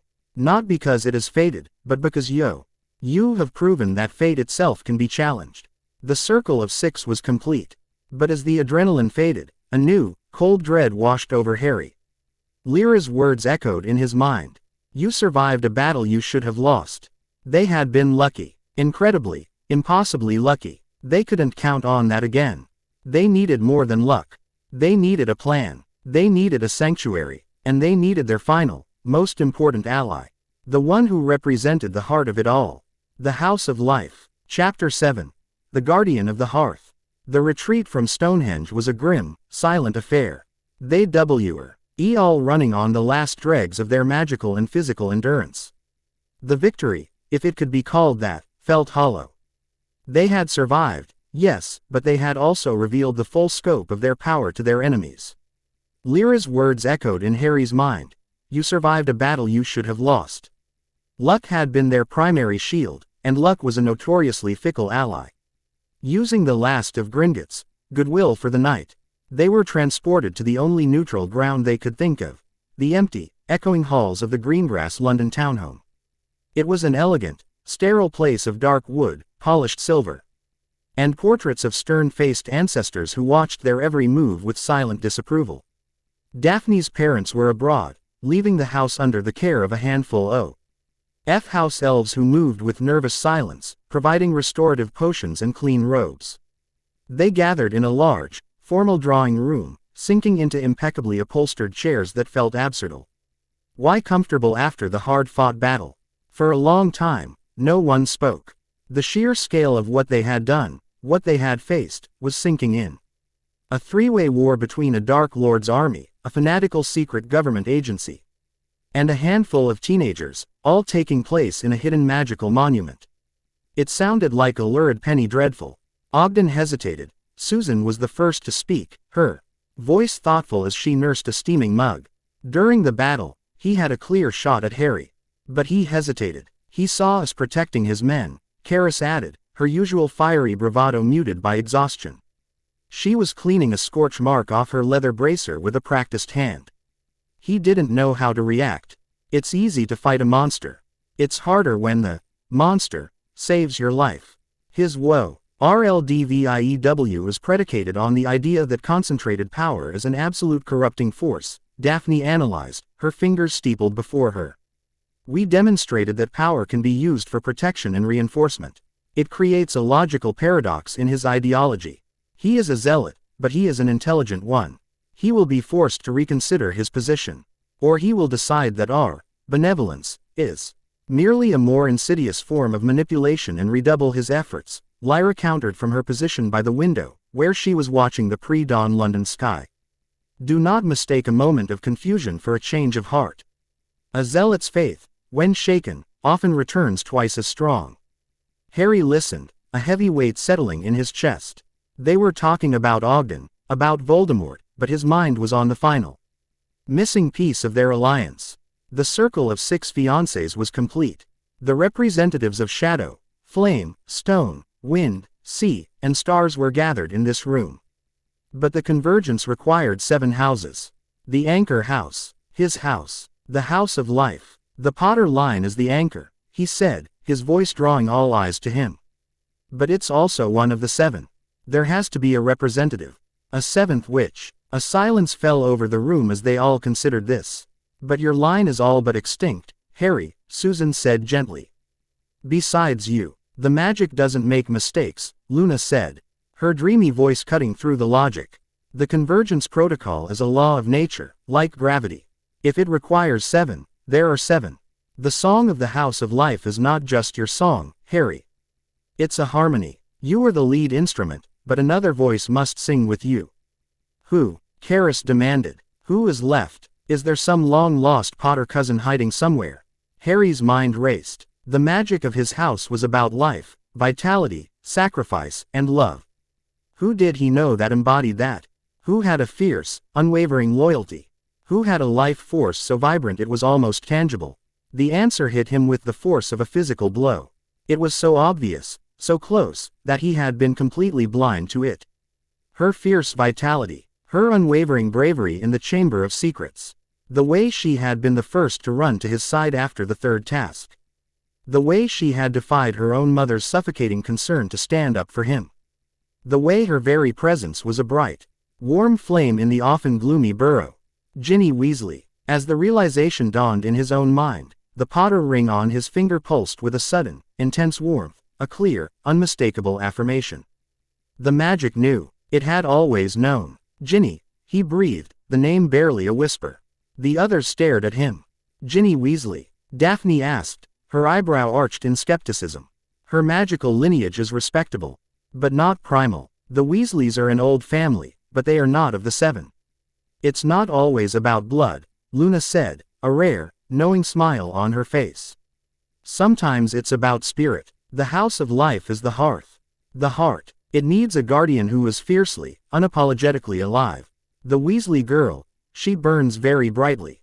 Corley, who had been listening silently, nodded in agreement. In my culture, we have stories of those chosen by the sea, who have not a drop of its blood but the entirety of its soul.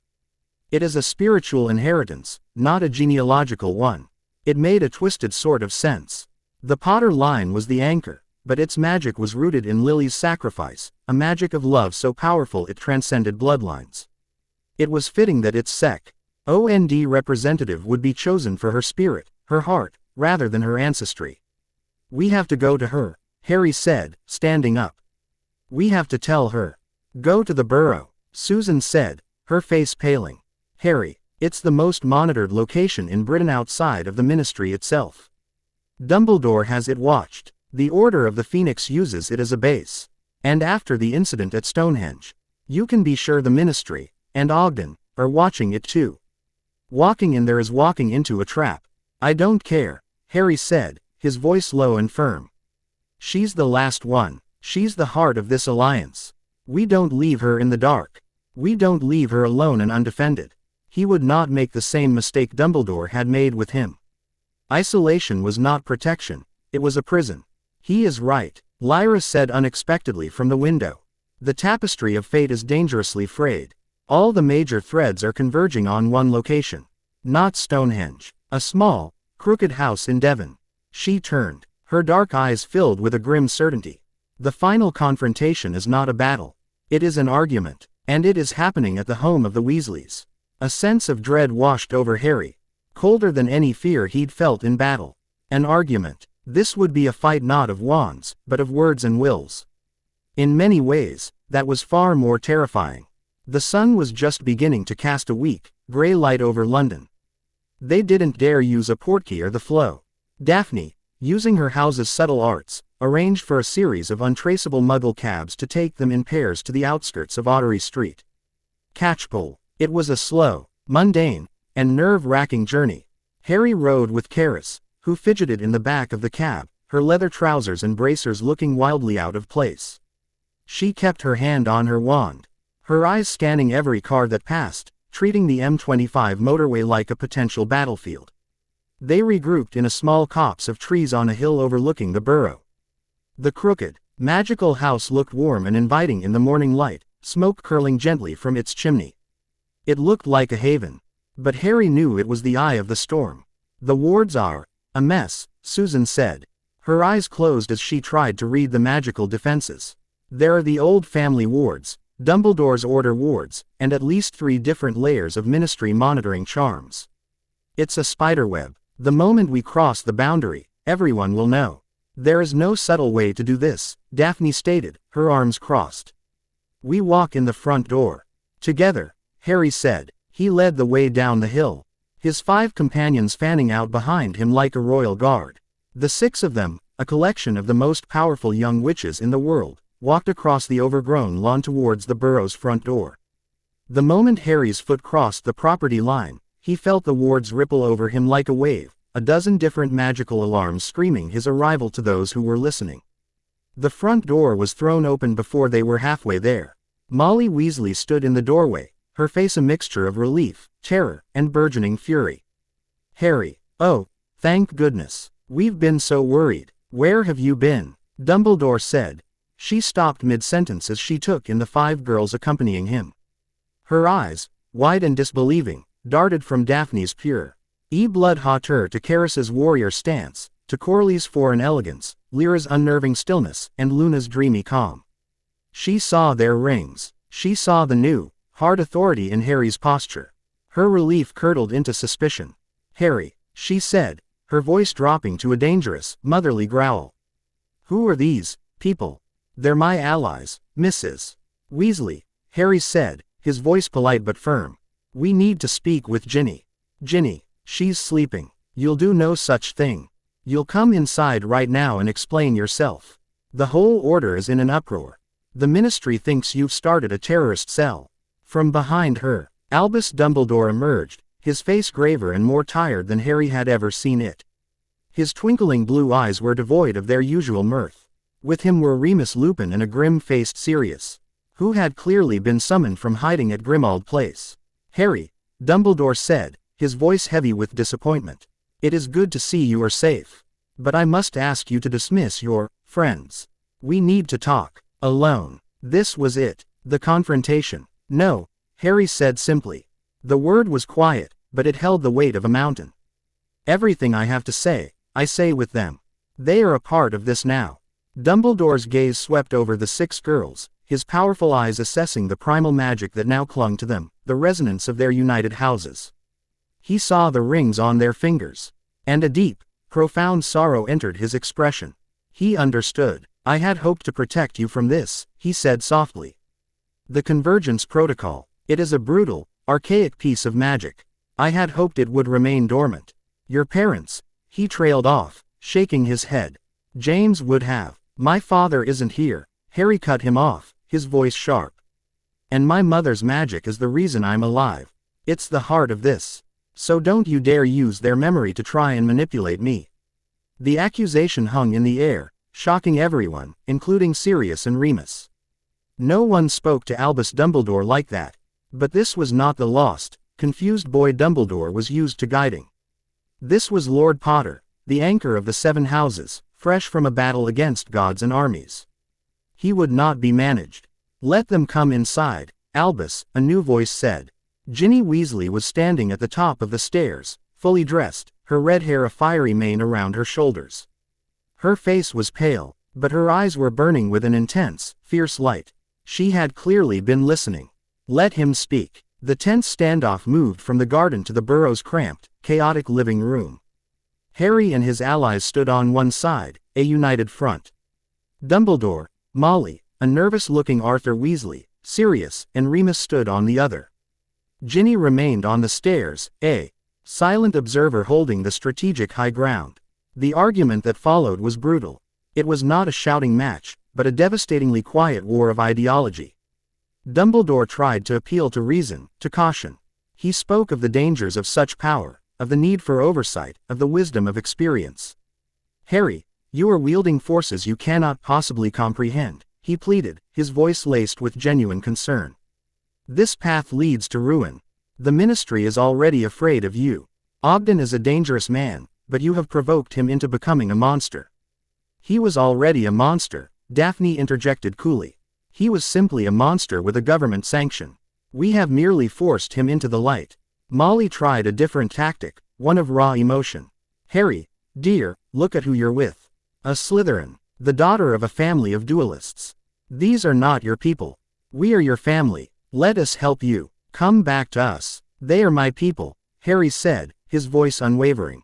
They have fought with me, bled with me. They stood by me when the whole world was content to leave me in a prison of silence. Where were you? Where was the order when I was rotting at the Dursleys? Where were my family, then? His words struck Sirius and Remus like a physical blow. They flinched, guilt and shame warring on their faces. We were told to stay away. Sirius protested, his voice hoarse. Dumbledore said it was for your own protection.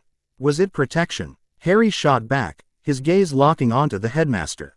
Or was it control? Was it easier to keep the weapon in its box until you needed it? Dumbledore visibly recoiled, the color draining from his face. The truth of the accusation, however unintentional he might claim it to be, was too sharp to ignore. The argument raged on, a back and forth of fear versus freedom. Caution versus action, manipulation versus truth. It was a battle for Harry's soul. And Harry refused to yield an inch. It was Ginny who ended it. She walked down the stairs. Her expression set and determined.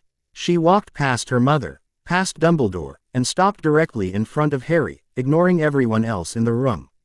Is it true? She asked, her voice low and intense. The things they are saying. That you're bound to them. That you have to marry them. The pacts require a union. Yes, Harry admitted, his heart pounding. And me, she pressed, her gaze unwavering. They say the final house is Potter. That its representative is chosen. Is it me? Harry looked into her fierce, brave eyes. He saw the girl who had faced a basilisk, the girl who had fought for him. The girl who was burning with a life force that could rival Karis's flame. He felt the warm pulse of his ring, a silent affirmation. Yes, he said, his voice clear. The magic of my house. The magic my mother used to save me, it chose you. For your vitality, for your loyalty, for your heart. A profound silence filled the room. Molly looked as if she were about to faint. Dumbledore simply looked defeated. Ginny took a deep, shuddering breath. Harry expected tears, fear, denial. Instead, her chin came up. A fire lit in her eyes, a look of such fierce determination that it took his breath away. This was not the shy girl with a crush. This was a warrior queen claiming her throne. She turned to face her mother, to face Dumbledore. For years, she said, her voice ringing with a strength no one in her family had ever heard from her before, I have been the Weasley girl. The youngest. The one to be protected. The one who was possessed by a diary and had to be rescued by the great Harry Potter. She took a step forward, her gaze sweeping over the shocked faces of the Order members. You all see him as a symbol, a savior, or a weapon to be controlled.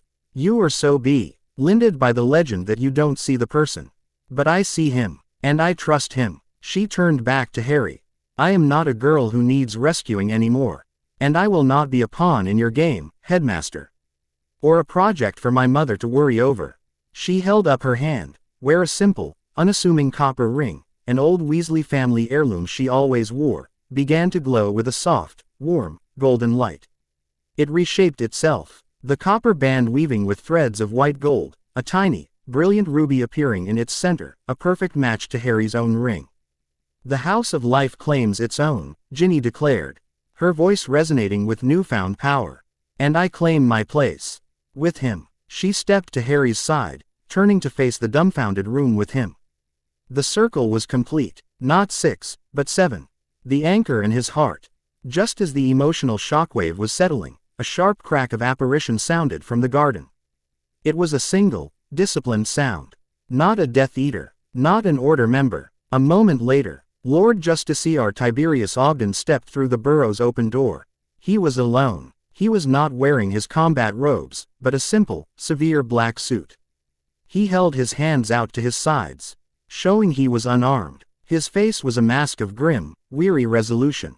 He ignored everyone else, his flinty eyes locking onto Harry. "Potter," he said, his voice devoid of its usual righteous fury. "Your little performance at Stonehenge has caused a crisis of faith within my order. And your mental message to me," he visibly shuddered, the memory of the void still clear in his mind. "I have spent my life fighting the symptoms, while ignoring the disease. I have been a fool." He took a step forward, a shocking act of vulnerability. "Voldemort is an immediate, chaotic threat. But this Moros, this is an extinction-level event. My mandate is to protect the world from existential magical threats. It seems I have been aiming at the wrong one." He stopped 10 feet from Harry. "I am not your friend. I do not approve of your methods or this consolidation of power. But I am a pragmatist. And the pragmatic truth is that you are the only one with the power to even confront this unmaking. And I am the only one with the resources and intelligence network to give you a fighting chance." He made a proposition that stunned the entire room into silence. "I am proposing a truce. An arm's-length alliance. My aegis will focus on containing Voldemort's forces and tracking the incursions of this entropy. I will provide you with intelligence, resources, and tactical support. In return, you will focus on the primary threat. You will be the sword, I will be the shield that allows you to strike. An alliance with their greatest enemy." Harry looked at Ogden, at the man who had tried to kill him, who had tried to imprison his allies. He saw no warmth, no remorse. But he saw a shift. A man whose rigid ideology had been shattered by an undeniable truth. This was not an offer of friendship. It was a strategic realignment born of desperation. And it was an advantage they could not afford to refuse. "We accept your truce, Lord Justiciar," Harry said, his voice calm and level. Ogden nodded curtly, as if closing a business deal. "Good." Harry then turned his back on Dumbledore, on the Weasleys, on the Order of the Phoenix. He looked at his 7 allies, his council, his family. The 7 united houses of primal magic. "It's time we had a proper base of operations," he said. He closed his eyes, focusing on his Potter Lordship ring. He reached for a piece of knowledge. That had been dormant in his bloodline, a secret passed down from lord to lord, a place hidden from the world by the most powerful magic of the House of Life. A final, secret inheritance. He felt the location lock in his mind. An unplottable, hidden fortress, shielded by blood magic and ancient pacts, nestled in the remote Scottish Highlands. A place no one, not Dumbledore, not Voldemort, not even the goblins, knew existed. "Hold on," he said to the 7 witches beside him. He activated the castle's emergency transport rune. The world dissolved around them, not in the violent lurch of a portkey, but in a soft, golden shimmer of light. They vanished from the burrow, leaving behind a stunned Dumbledore, a heartbroken Molly Weasley, and a newly allied Tiberius Ogden, the pieces on the grey board having been completely and irrevocably rearranged. They rematerialized on a high, windswept parapet. Below them, a magnificent castle of white stone and dark wood rose from a sheer cliff face, surrounded by the jagged, snow-dusted peaks of the Highlands. This was Potter Castle, their fortress, their sanctuary. The 7 of them stood together, looking out at their new home. They were united. They had a powerful, if reluctant, new ally. They had a fortress. They were ready. But as they stood there, Lyra's eyes went distant, her face paling in terror. A single, horrified tear traced a path down her cheek. "What is it?" Harry asked, a cold dread seizing him. "The ritual at Stonehenge," she whispered, her voice trembling. "It worked. We stabilized the network. But the resonance, the see clash of so much creation magic striking the corrupted lines." She looked at him, her eyes filled with an unspeakable horror. "The prison of Moros, it did not just weaken. It shattered. The unmaking has begun." Chapter 8. The Lord of Seven Houses. The unmaking did not arrive with a roar. It came in silence. Lyra's vision was not a prophecy of a future event, it was a real-time report. The moment she spoke the words, a subtle shift occurred in the very fabric of the world. It was a change so fundamental that at first, it was imperceptible. The wind blowing across the parapets of Potter Castle seemed to lose its voice, the sound dying a few feet from their ears. The vibrant colors of the setting sun over the highland peaks began to feel muted, as if seen through a dusty pane of glass. A strange, hollow cold seeped into the air, a cold that had nothing to do with the Scottish winter and everything to do with the absence of warmth. "Where?" Harry asked, his voice sharp, cutting through the sudden, oppressive quiet. Lyra was trembling, her hand pressed to her temple, her seer's sight in agony. "It's not a place," she gasped, her voice thin. "It's a phenomenon, a breach in reality, in the North Sea, where his prison was. It's expanding, a zone of pure nothingness. It's moving." "Moving where?" Karis demanded, her hand gripping her wand, her warrior's instincts screaming at the unseen threat. "It's being drawn to the strongest concentration of magic in the country," Lyra whispered, her eyes wide with horror. "It's coming for Hogwarts." A wave of cold dread washed over Harry, more potent than any fear he had ever known. Hogwarts, his first real home, the heart of British magic. Of course that would be the target. To erase Hogwarts was to erase the soul of their world.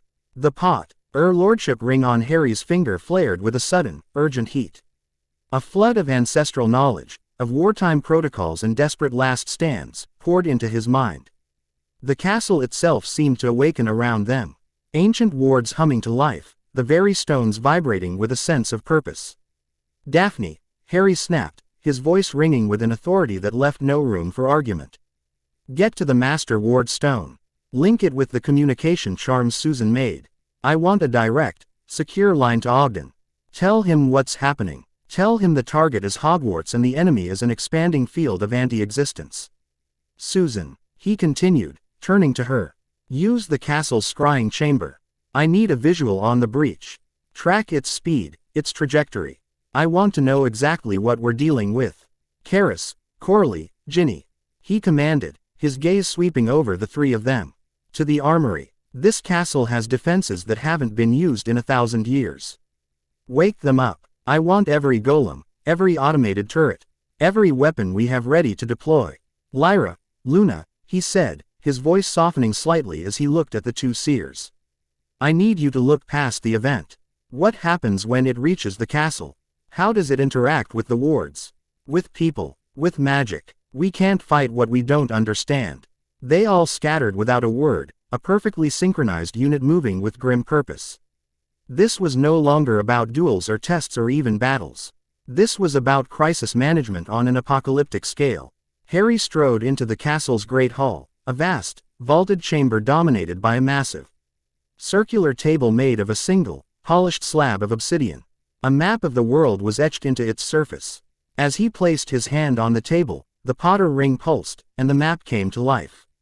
It was a real-time representation of the world's magical flows, far more advanced than anything Ogden or even Lyra had shown him. And in the North Sea, a blot of absolute, terrifying black was growing, consuming the bright lines of magic it touched. Susan's voice echoed through the hall, magically amplified from the scrying chamber. "Harry, it's not just erasing magic. It's erasing everything. I'm looking at a Muggle shipping vessel that just crossed its edge. The ship, it just vanished. No wreckage, no oil slick, no life signs. It just stopped being there. The water itself is gone, replaced by a patch of flat, gray emptiness. The unmaking. It was literally unmaking reality." Daphne's voice followed. "Ogden is on the line. He confirms. His own deep-range sensors are picking it up. He's calling it Event Omega. He says conventional magic is useless. Any spell cast at it simply dissolves. He's pulling all his forces back to a defensive perimeter around Hogsmeade. He's listening. Harry took a deep breath. Ogden, he said, his voice projecting through the castle's communication system. This is Potter. We have one chance. This thing is drawn to magic. We have to give it a target that isn't Hogwarts. We need to lure it, then hold it, and then find a way to reverse it. Lure it with what, Potter? Ogden's voice shot back, stripped of all its previous animosity, leaving only the grim tone of a soldier facing impossible odds. It's already heading for the single greatest concentration of magical energy in the hemisphere. Then we have to create a greater one, Harry replied. An idea, desperate and insane, forming in his mind. A beacon so bright it can't ignore it. The battle for Hogwarts was the strangest, most terrifying conflict in the history of magic. It wasn't a siege, it was a desperate race against an inexorable tide of nothingness. When the Unmaking reached the Scottish coast, its nature became horrifyingly clear. It was a creeping, silent, gray fog, a moving wall of entropy that advanced at the pace of a brisk walk. Where it passed, the world was gone. The rolling green hills of the Highlands were replaced by a flat, featureless gray void. There was no sound, no light, no texture. It was the visual representation of zero. And it was heading south. By the time it crossed the border into England, a desperate, unprecedented alliance had formed. The Aegis, their black robes a stark contrast to the colorful tunics of the Auror Department, worked side by side with the members of the Order of the Phoenix. They weren't fighting each other. They were evacuating. Under Ogden's brutally efficient command, they moved through every magical and Muggle settlement in the Phenomenon's path, forcing a mass exodus south. Even Voldemort and his Death Eaters. After a single, disastrous encounter with the Phenomenon where a dozen of his followers were simply erased from existence, had fallen into a terrified, self-serving silence. They understood, perhaps better than anyone, the horror of absolute oblivion. Their own quest for eternal life was meaningless in a world where existence itself was optional. Remnants of his fractured forces were even seen helping the Aurors, their faces pale with a terror that transcended ideology. The final stand was at Hogwarts. The evacuation of the students had been frantic, Dumbledore, and the school's professors herding terrified children onto a fleet of emergency portkeys. The castle now stood empty, a silent, waiting fortress. Harry and his allies arrived on the battlements as the gray fog appeared over the hills bordering the Forbidden Forest. The air grew cold and thin. The chirping of birds, the rustling of leaves, all the ambient sounds of life, faded into a profound and unnerving silence. "It's here," Ginny whispered, her hand finding Harry's. Her inner fire, the vibrant life force of her house, felt like a candle flickering in a hurricane against the encroaching nullity. Ogden and Dumbledore stood with them on the astronomy tower, a tableau of sworn enemies united against a common doom. "Our wards are having no effect," Dumbledore said, his voice heavy with defeat. "The ancient magic of the castle, it simply unravels as the Phenomenon approaches. My men are reporting total equipment failure within 100 yards of the edge," Ogden added, his face grim. "Magical and technological, it erases the laws of physics as easily as it erases magic." "You cannot fight nothing with something," Luna's soft voice said. She was staring at the approaching wall of gray, her expression not fearful, but deeply, sorrowfully understanding. "Force has no effect. A sword cannot cut the void. You cannot burn it or freeze it or turn it to stone." "Then what do we do?" Karis demanded, her hands clenched into fists. "We just stand here and let it eat the world." "No," Harry said, his eyes fixed on the approaching doom. The desperate, insane plan he had formed in Potter Castle was their only option. "We don't fight it. We don't try to destroy it." He turned to face the others, his expression filled with a terrifying, resolute calm. "We fill it." He looked at Dumbledore and Ogden. "This was our plan. To create a beacon of power so immense it would draw the Unmaking to a single, concentrated point. To us, to me, you will act as a lightning rod?" Dumbledore asked, his eyes wide. "More than that," Harry said. He looked at his 7 allies, at the 7 rings that now glowed with a fierce, defiant light. "The Unmaking is the end of all stories. It is the principle of entropy. The only force in the universe that can counter it is its direct opposite. Creation. He walked to the center of the tower. Moros cannot be destroyed. Nothing cannot be killed, but it can be overwhelmed. It can be overridden. The 7 witches moved to stand around him, forming a perfect, living septagram. Daphne, Charis, Susan, Luna, Coralie, Lyra, Ginny. Shadow, flame, stone, wind, sea, stars, and life. The completed circle. The wall of gray silence was now at the edge of the black lake. The water did not bubble or freeze, it simply vanished, leaving a great, gray, empty basin. The phenomenon touched the edge of the forbidden forest, and the ancient trees ceased to be. The silence was absolute. "We pour everything into you," Daphne said, understanding dawning in her voice. "The concepts of our houses. All of it. You will become a conduit for creation itself," Lyra breathed, her fatalism finally giving way to awe. "You will not be casting a spell. You will be making a statement. The statement that existence is better than absence."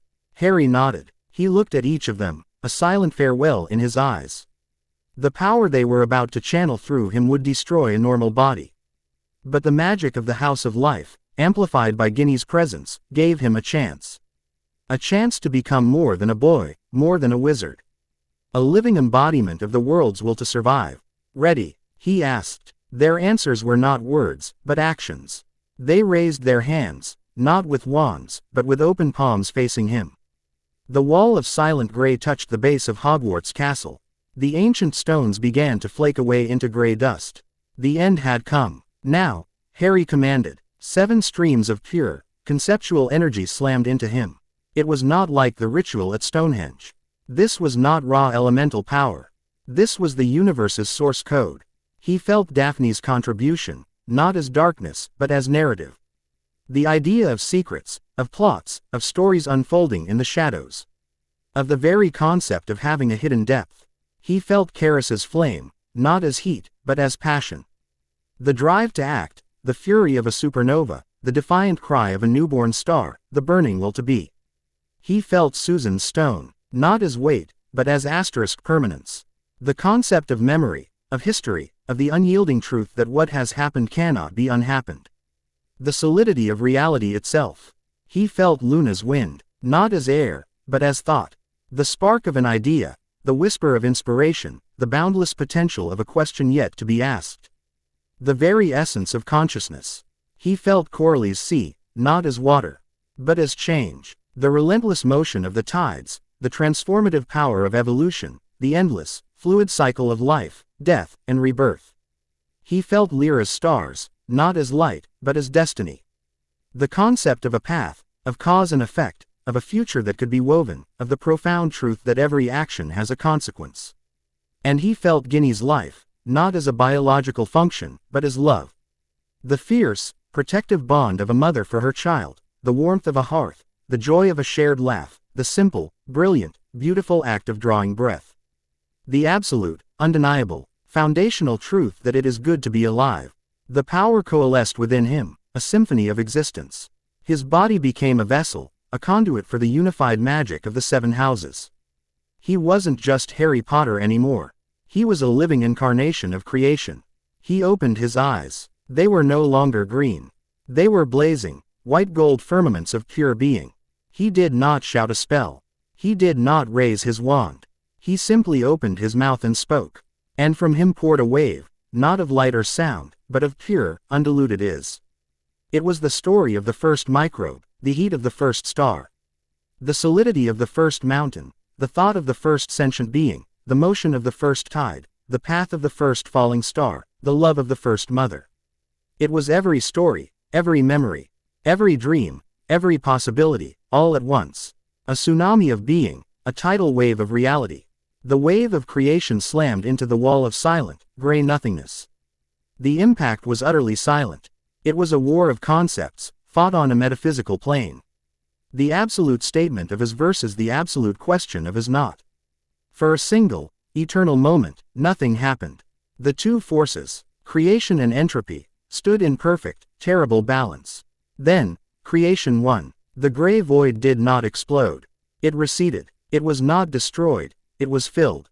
Where the flat, featureless gray had been, the world bloomed back into existence. The waters of the Black Lake crashed back into the basin. The trees of the Forbidden Forest erupted from the ground, fully grown.